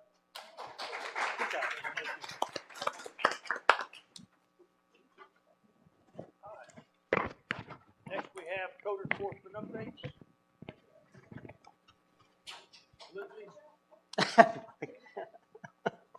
That was funny. Good evening, everyone. Hope you're all doing well.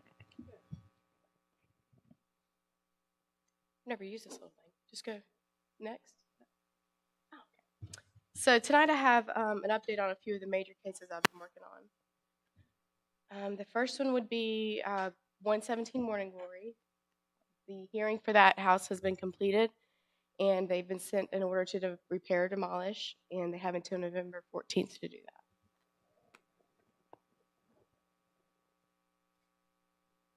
The next building, this is a violation of Chapter 156, the regulation of non-residential buildings.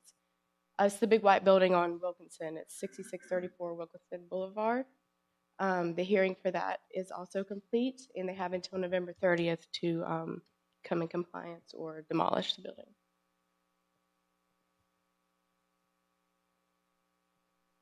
This is actually two houses.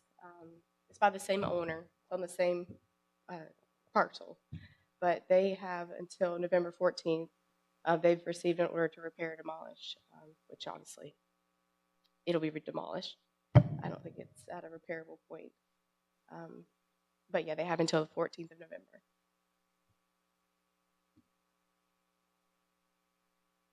And then 212 Nixon Road. I was finally able to get in touch with the owner of this house. It's taken a while. But they, we had a hearing and it was completed, and they have until November 30th to either repair or demolish. And actually, they began moving things out of the home already, so it looks like they're going to actually comply with that. And these two were, I can now mark off of the minimum housing list that I have. They, the owners have chosen to demolish the homes themselves instead of repairing them.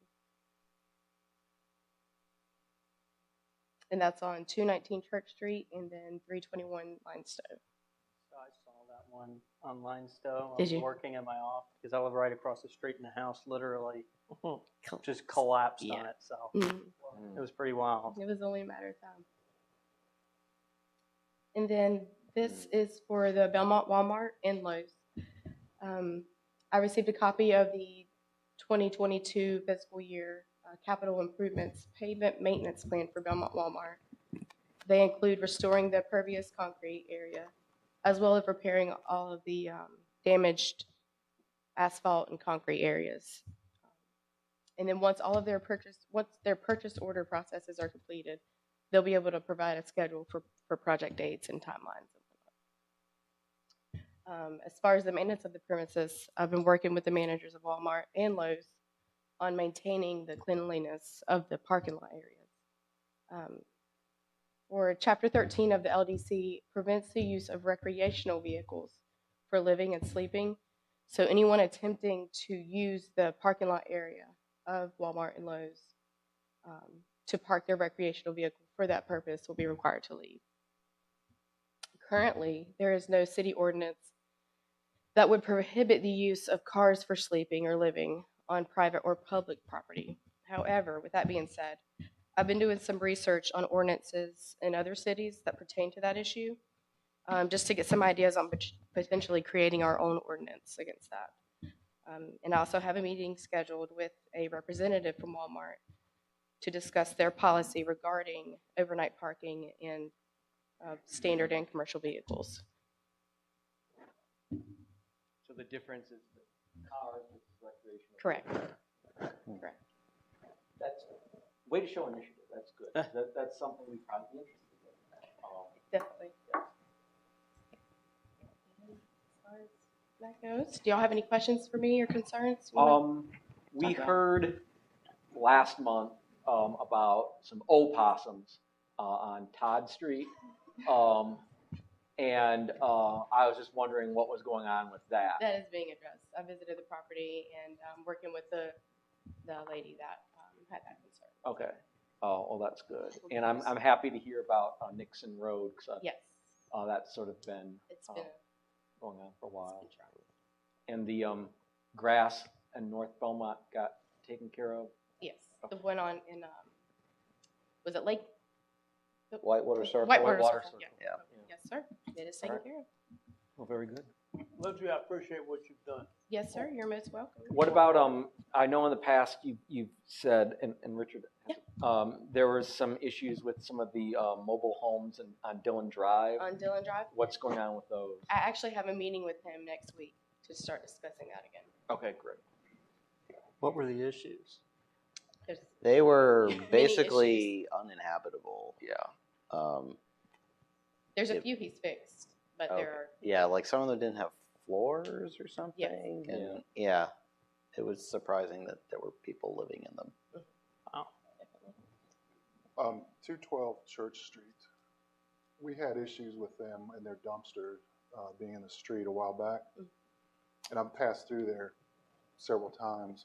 I thought we were going to issue an order to remove, but they still maintain that dumpster in the street. Did we work out some permitting with them? So I don't believe we worked out a permit process for that yet. I know that that's one of the houses that was just demolished. Yeah.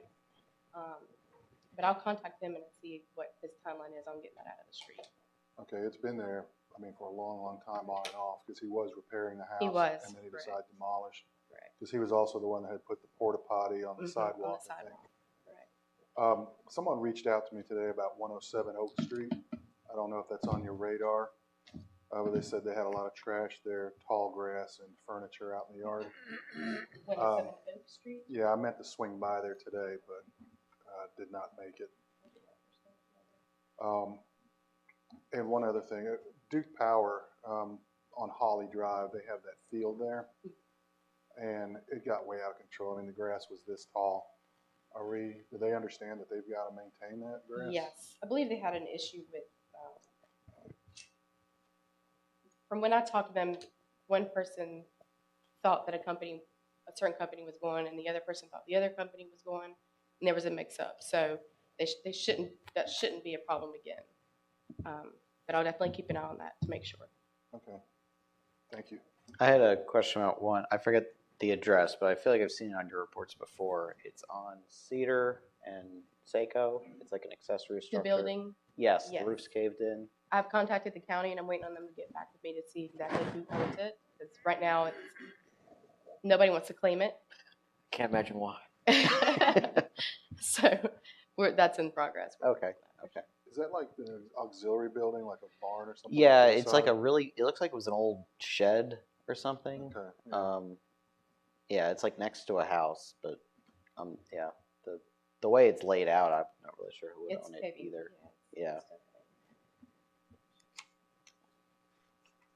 I would assume, would you all be supportive of having such a draft amendment about prohibiting sleeping in cars overnight brought to us in the Yes, future? and Mhm. I know that they've got a lot of commercial vehicles that park there too. So same thing. Do we have any latitude right now? There are so many trucks in that parking lot of Walmart in particular that just sit out there and idle. Right now, there is nothing that I can stand on to do anything with it. The only thing that I could do right now is the recreational vehicles.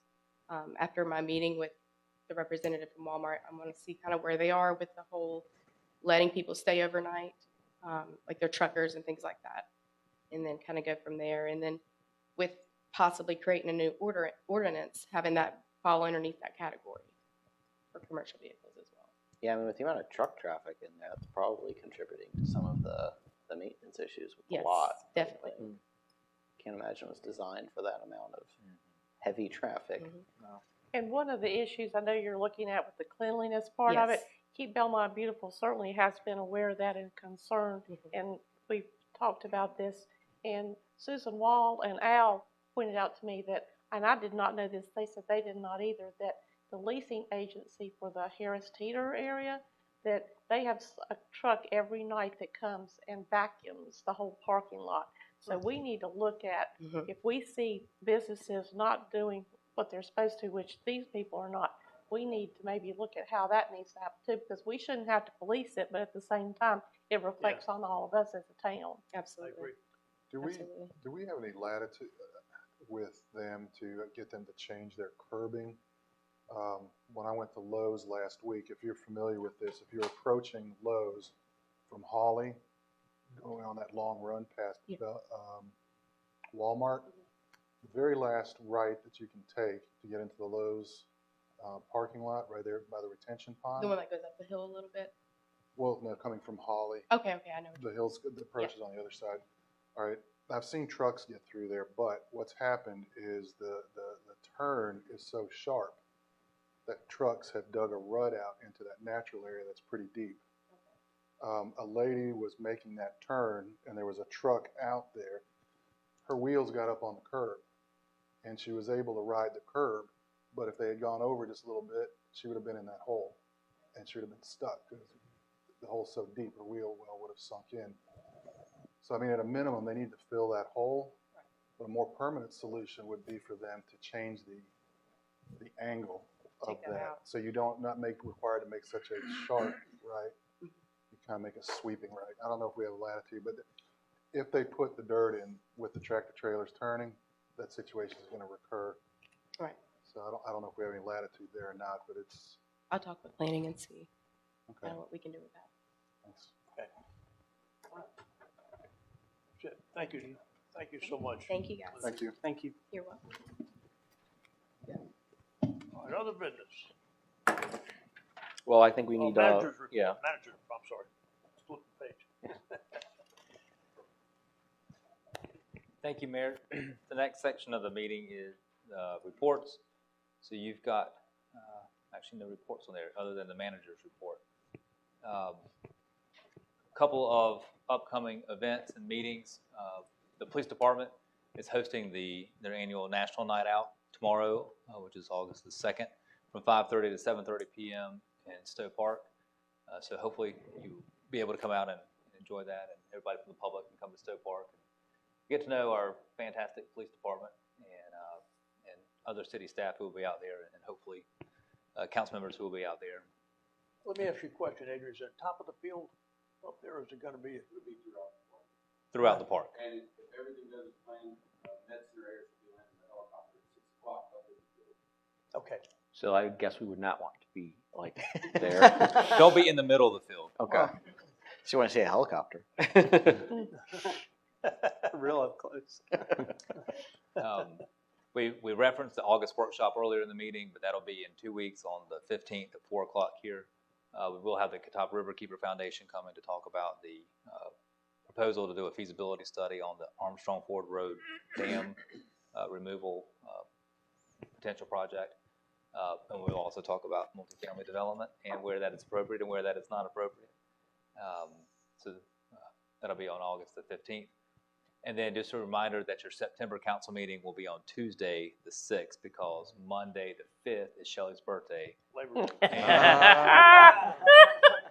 Yeah. And she asked that we not have a council meeting on her birthday.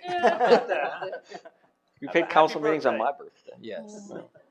So it's also Labor Day.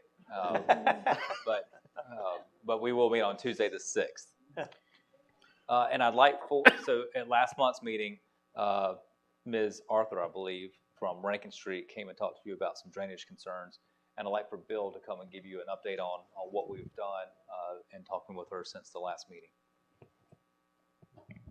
Yes, thank you, Council and Mayor. Just to recap public comment last meeting, Ms. Kim Arthur came up frustrated about some costs associated with redoing her foundation in her home and some stormwater concerns that have apparently been reoccurring throughout the years. So I met with her during the meeting and talked to her and got some background and details, and set up an appointment with our stormwater coordinator to go out and do a site visit, put a camera in the culvert, and determine if there's something we could do. And she did indicate that she had spoken with staff roughly a decade ago, but hadn't approached us since. So we were happy to go out and reopen a work order and get it looked at. And we first went to look at our feasible solutions, and we think we found one. Met with our city engineer, Jerry Hatton, and installing 2 additional drains at the location where the problem is, because she's at the bottom of a hill, receives all the water from the street coming right to her property. She's a low point. So we are investigating that. It should be a fairly, the cost shouldn't be too high to fix that issue and get that resolved. So we're working on that. We're waiting on some quotes from our vendors and preferred vendors to see what they say. And we're certainly wanting to work with her and try to come to a resolution with that problem. So I just want to make you all aware that we're working towards a solution there. How'd they do yesterday with the rain? We actually didn't get too many complaints today. So I think the rain was a real quick flash and then it went away. The lightning was the worst thing, I think, than the Lightning rain. was bad. Yeah, it was. Not my heat around. And while I'm up here, I did want to also bring something else to your attention. Last fall, if you recall, this was before Councilman Zooks was on the board, but a resident had come on concerned about cutoff day and getting notified about cutoff day.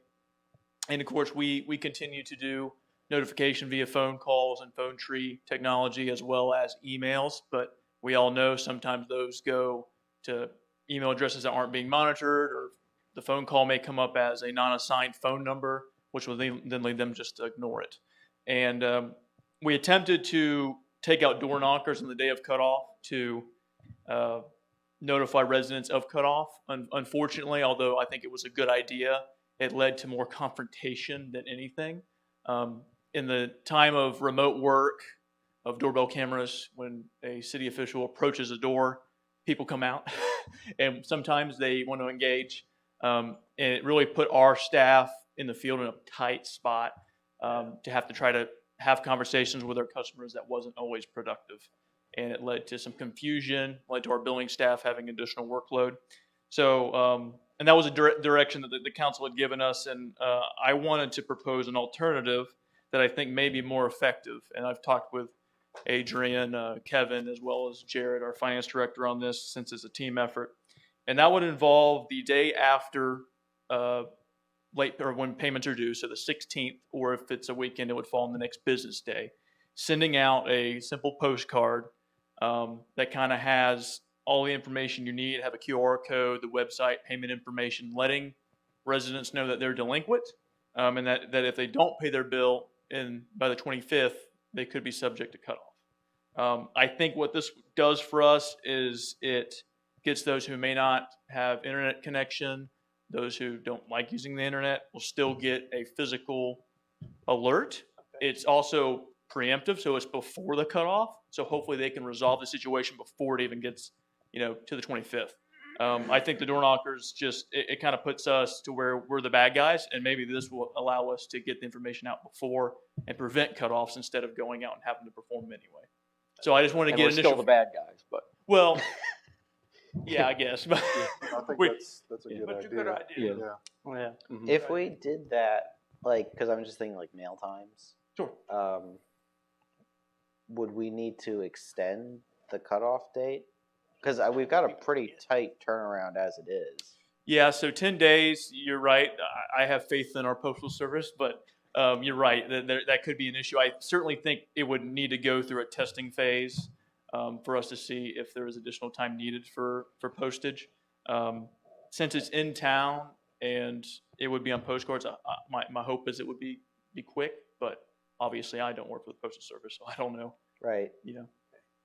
But I think if you are okay with us doing something like this, then we can at least try it and see how it works. I'll even I live in town, I'll send a test one to me and see if I get it in time and see what that looks like. Okay.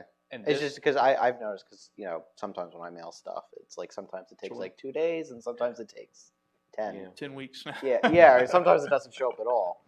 Which, I mean, you've got no control over that. But Yeah, and at the end of the day, when we send the bills out, whether electronically or physically, they also indicate on there when payments are due and everything. But things happen. What this does is if there's a late payment, somebody doesn't realize that their bank account information changed or debit card changed or something happened on the accounting end that they may not be aware of, this would give them an alert so they can check into it and see if there's a problem. So I'm hoping to stop a few of the issues that may arise.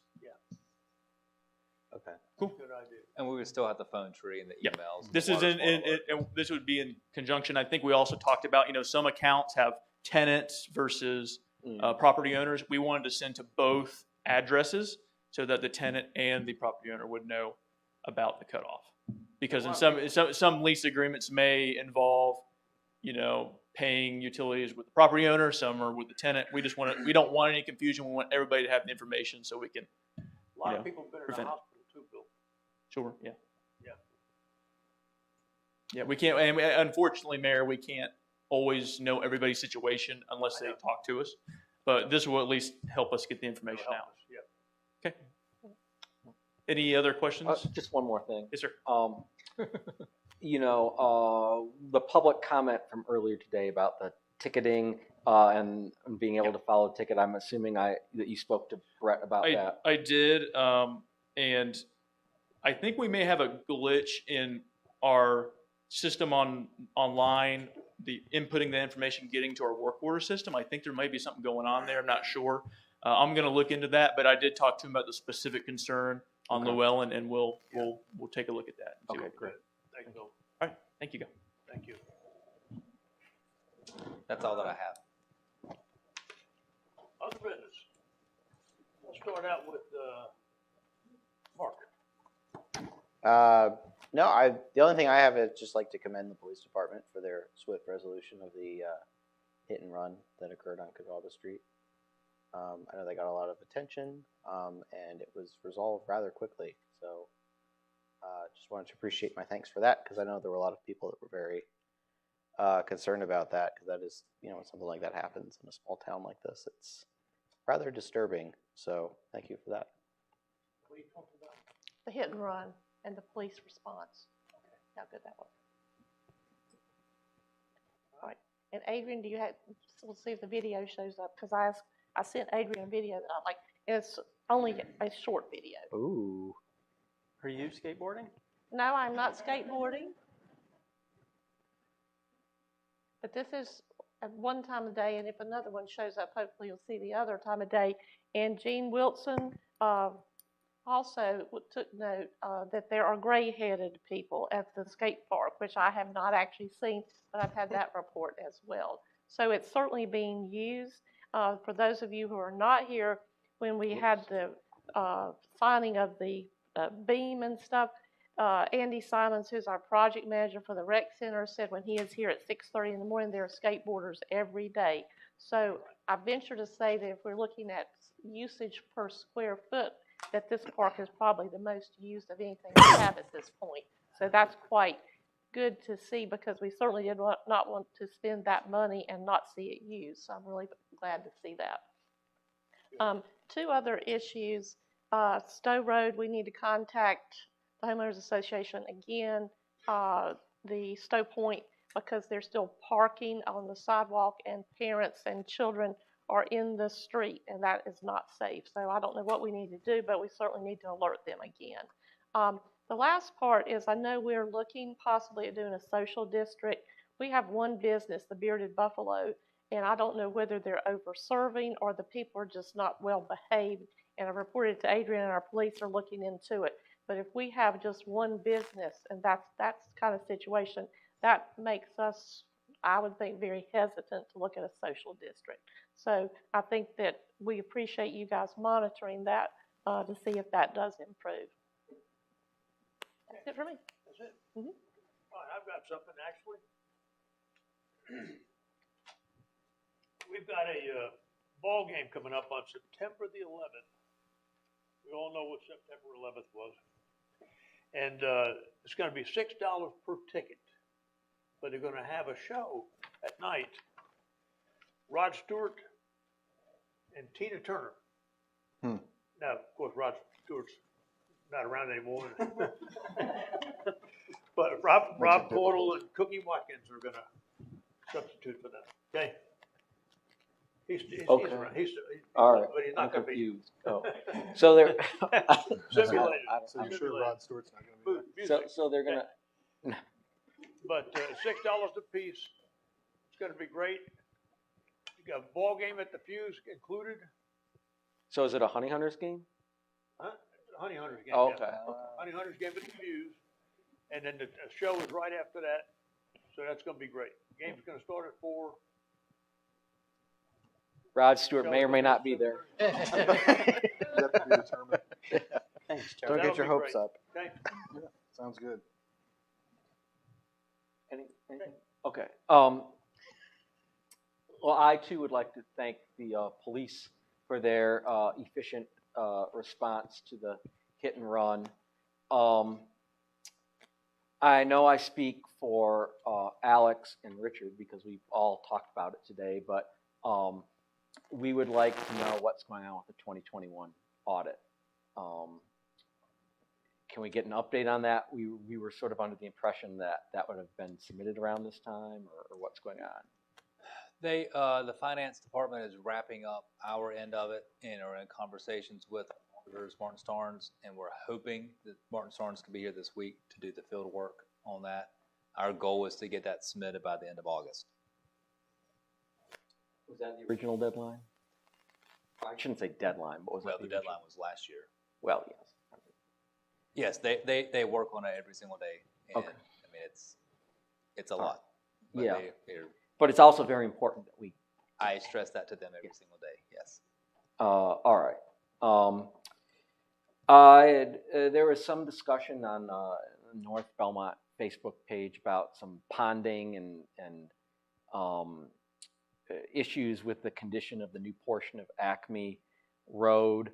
I know I talked to you about that, and there's been already some city inspectors out there and talking about it, and apparently some of it's been addressed, but perhaps there's some additional concerns.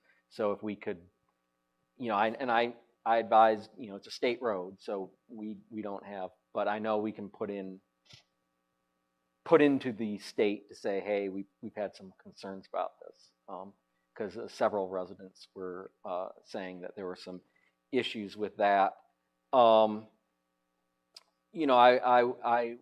I know the people who came earlier from the Conservancy are no longer here, and I think they understood, since both speakers said they just wanted to bring it to our attention. But obviously, just for the record, and Parks and Adrian, but I mean, I would assume that is an issue between them and the developer or the manager, the property manager of that community, and there's that's a private covenant. That's not. I mean, I appreciate knowing about it and that our residents are having some issues, but obviously there's nothing that we can do about that. That's a private contract, and we're not a party to that contract. Correct. We don't enforce private covenants in neighborhoods and homeowners associations. I did explain that to them when they reached out, but they wanted to elevate the discussion to at least get it on the record and let you know what's going on. And, make it more of a public issue, but they appreciated that was not a city issue. Yeah. And I guess the last thing, I'll bring it up. Mr. Russell, more succinct than usual, but his discussion. I know we've talked about this before, and there's not much we could do at that time. But do we want to talk? I mean, what do we want to do with this Lee Street? Because it continues to fester about this stormwater issue. I don't know what their new position or what they think has changed, but is it something that we want to engage and bring up at a future workshop?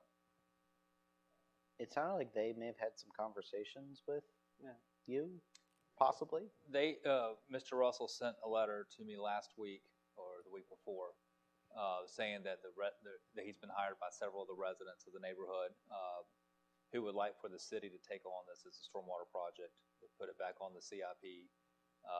They recognize that it crosses private property. Four of them they claim they're willing to give us an easement. They think other neighbors may give us an easement. We won't know that. There's a lot of stuff there. I would caution committing to anything. I don't other than want maybe us to listening. have a workshop on this. I want staff to look at it and our legal. Yeah, people look and at I'd this. like. It's not. I don't want us to do that. I think we should talk. I mean, if Mr. Russell is representing them, I think that makes it easier in a sense, because we can go. We talk to him.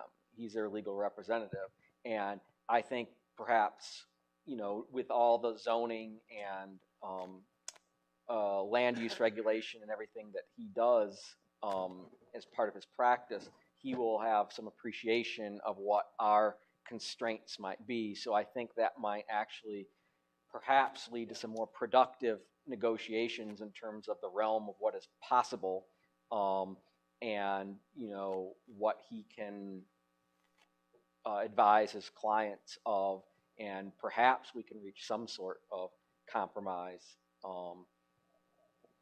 along those lines. So that might actually, I think, move things in a more positive direction, because I think he's likelier to have, to understand our constraints. And Lee is over by Belmont Central, if I remember correctly. Yes. Yep. Right. Is this something you guys prior to me doing? Yes. Yes. Because that Yes. wasn't too This familiar with. came Yeah. to a head when we had the 5-inch rainstorm in February of 2020. But when we have major rain events, we have a stormwater pipe and outfall that goes onto private property. That we don't know when it was installed. The neighborhood was built in the 1940s. We think the pipe may be associated with the construction of Belmont Central Elementary to help handle some of the drainage off of that. But there's, on major rain events, there's stormwater that goes through a natural drainage path in the backyards of the residents, which is how stormwater was conveyed in the 1940s and 50s and 60s. We don't have an easement. Now we have a permanent storm drainage easement. As best we can tell, we didn't start requiring that until about the late 70s, early 80s. So the core part of our town was developed with natural drainage swells with no easements. So, and we don't go on private property without easements. We don't maintain ditches. So the request is for us to go on private property with easements and to carve out and clean the ditch. So we've contended all along that it's a private matter. The state has been called out. The state agrees that it's a private matter. It's private drainage. Certainly there is some drainage from Park Drive. It's at the high point and it goes through the natural area. There's also water that falls on private property that drains into this ditch. One of the suggestions that our staff has made consistently is that the private property owners maintain the ditch line and keep it free of vegetation and debris. There are some fences, some sheds, and maybe even a pool located in that natural drainage way. And as you know, water is going to go where water wants to go. But with a little bit of keeping leaves off of fences and chain link fences to let water go through. When we have these terrible rain events, this is going to happen. It happens all over town. But with a little bit of housekeeping efforts, a lot of this can be mitigated. Just like what we do with our high priority areas, like Rankin Street. When we know that there's a big storm coming, we send our crews out to get the leaves and the grass off of storm drains so the water has a place to go. So we've suggested that. Short of that, the desired solution would be for the city to get easements from the property owners. The city would make the ditch bigger. The city would maintain the ditch. Or that the city would put in a much larger stormwater pipe to connect the pipe outfall on Park Drive down to the catch basin on Farrell Avenue. We don't know how much that would cost, but that would be a very large pipe and a very expensive project that would also require easements, would also require the residents removing their fences and sheds and pools out of the drainage way. And as we know with Stow Road, when that comes up, one person says they don't want to do it. Yeah. And even didn't we look at just the realm of possibility doing that? Wasn't it about $500,000 project at least to do that? That number rings a bell. Yeah, I think it for a was big pipe. somewhere in that range. And I'm assuming it would only be more now. Yeah. Yeah, that was like 2 or 3 years ago. It was. So I think Martha's suggestion is wise, that, we can continue to communicate with Mr. Russell on behalf of these residents that he's representing, and if there's something that you think might be a viable compromise or would require us to approve or weigh in, maybe then you can. Does that seem like a? I think that's fair. I think that's a great suggestion. The only comment that I would add is that, this was on our CIP for 15, possibly 20 years. And I feel for these citizens because when it is on a city document like that of projects that we are considering, Now, whether it got on there rightly or wrongly, I've heard the story how it got on. It probably should not have, It should not have. but it did. So they had reasonable expectations that this was going to be done at some time. So, I mean, I understand. I feel their frustration on that because, you know, once you put it on the CIP, it's assumed that the city is taking some responsibility or recognized an issue. When I say rightly or wrongly, I don't know how it arrived there, but, you know, when we removed it from the CIP, you know, that caused a lot of angst amongst the homeowners. So, I mean, just throw that in, but I agree with speaking to them through Mr. Russell. I think is the most direct path. Mm-hmm.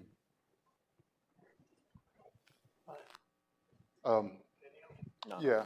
Oh, I'm done. you're Sorry. done? Okay. First, I would like to extend my condolences to the family of the hit and run victim. That was a terrible tragedy. Also, thanks to the Belmont Police Department for their swift resolution. That was old-fashioned police work, I think, that got that done, and it was done quickly. So I appreciate that. That's something that didn't linger for long, and that's good for everybody. We heard from the trolley folks the other day, and there's one thing that I'm looking for on this, and I don't know if it exists or not. I don't know if I missed it, or I don't know if it's pending. Something definitive from the DOT saying that they will allow this trolley to cross 74, that they are going to permit that, because I think the funding request, a lot of it is predicated on this thing not being a short novelty for a quarter mile or less where you hop on at the barn and go to 74, then have to turn around and come back, especially when you have 3 cars making a quarter-mile run. Doesn't make sense. So, I mean, I would like, if it exists or if we can secure it, I would like to see something definitive one way or the other. And I can show you, I have an email that I can forward to you. It's not, well, you can look at it and see, but if you read the email, it's more or less acknowledges that of the situation, but I'll let you read it. You know, it doesn't come out, it's not like an agreement or anything like that. I mean, you know how DOT works, but I'll show you what they sent me, and I had meant to get that to you, but with Houston, my situation in Houston wrapping up, I've had some distractions, but I'll get that to you, and you can see what you think of it. But I can also say that they are going to be meeting with DOT in the upcoming months about various things, and the board wants me to come to that meeting, so I will be able to, you know, have firsthand knowledge of everything that DOT says and what they're committing to in writing, if anything. Yeah, I mean, I would prefer to have something in writing, because right now it's purely theoretical. I mean, the concept of the trolley crossing 74 and going to Mount Holly and beyond is a great concept, but it's never going to happen until it crosses Wilkinson Boulevard. And to continue funding and continue pushing this project, I mean, unless we just like the project with the possibility of it just making this short run, we'll decide that. But I want to know personally, one way or the other, is it going to cross or not? It's actually in DOT's interest, as I understand it, that it does. So I think that will be helpful to the project, because I think if there's issues with abandonment, or maybe Adrian has a better recollection, but if they don't use it for something, if they don't use the rails for something, then they might lose, you know, it might be deemed abandoned. So I'm hopeful that we can get what you like, what you want. Well, I mean, I think it's good for the city, one way or the other, just to have that. Yeah. I mean, but you're also dealing with 2 entities within the DOT. Yes. DOT Rail may say, we want this because we want to maintain this line. DOT Highway may say, well, we think conceptually stopping traffic on Wilkinson Boulevard for a trolley is someplace we don't want to go. So. Yeah, well, I would think they'd have to make a decision about that when they do the whole 85 project, right? Because that whole area is going to be redesigned. Yeah. Other than that, and I think I talked to Bill about this today. Some citizens had some concern about the infield dirt sitting at Davis Park. in a couple of parking spaces. It's been sitting there for about a year. I understand it's going to Reed Field, and maybe we can move that dirt sooner than later. And I also would like to get, not now, but maybe at the workshop, where we are with the ARPA disbursement to the employees. We had talked about that being part of the package when we did our budget. And there was some work that needed to be done to evaluate how we put X amount of dollars in each employee's hand. And just to get an update on that, because I don't want people to think that's fallen by the wayside. Okay. That's it. That's it. Alex? Thanks again to the police. I know I texted Corky and Chief whenever it happened. I do appreciate that quick resolution. Again, condolences to the family, as Richard said. That was quite the tragedy in our city. Thanks to Bill Carroll and his team for the resolution on Todd Street there from that water leakage. That was a quick resolution. So again, second time I've gotten some praise for your team. So again, you guys keep up the great work. Jim did touch base on the audit. The only other thing I have is Kevin Lofton Park. I remember when we were at the ribbon cutting, we talked about there would be the fence that will completely fence that in. I know it's kind of freaky when you're driving and you see kids up there playing and they could just run towards that road. Especially with the goats right across the street. Yeah, that's quite the distraction too. But also curious, and again, if this gets kind of goes to the Parks and Rec Board, is if we could get some additional benches. I know there's just one, and I've had some families reach out to me. Yeah, I've had the same thought. We're 'cause I just was out there, standing like, there. standing under a tree, and I was like, so just some comments there, and then just one more thing, just an update. I know we kind of talk about it briefly at each council. I know Jim's shaking. Hey, you went on for No, one one more more thing. Just one more. It is just one more thing. There are other cities within Gaston County, and I think we have this on a workshop coming up, but there are other cities in Gaston County, including the county, that are reaching out to Mr. Allen in regards to his museum and his inventory. So I just wanted to throw that out there that other cities within our county are interested in taking that over. Thank you. Is that it? That's it for me. Oh, no, just kidding. So on the River Park, So on the fencing, as with COVID, challenges with fencing material are tough. We've got a vendor selected. We've got all the purchase orders made. We're just waiting on that work to be done. We also had to wait for some concrete work. If you noticed, some concrete had gotten busted up on the sidewalk right beside the playground when they were doing the work. Yeah. So we had to repair that first, which that is repaired. We will have the fencing in the next couple weeks. Cool. And then on the park benches, I talked to Zip probably last week, actually, and I think he is planning on presenting something to the Parks and Rec Board about that very thing. And I believe the image he showed me, it included a picture of a shade structure too, which I know out there would be nice. So shade structure over the bench, that is. Awesome. So yes, that is in the works. Thank you.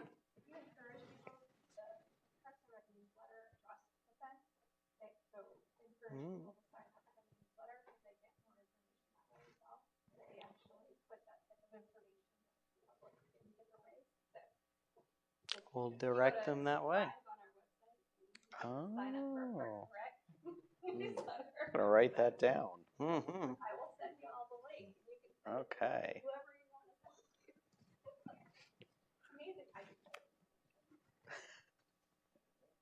All right.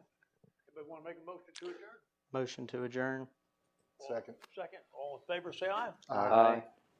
Meeting's adjourned.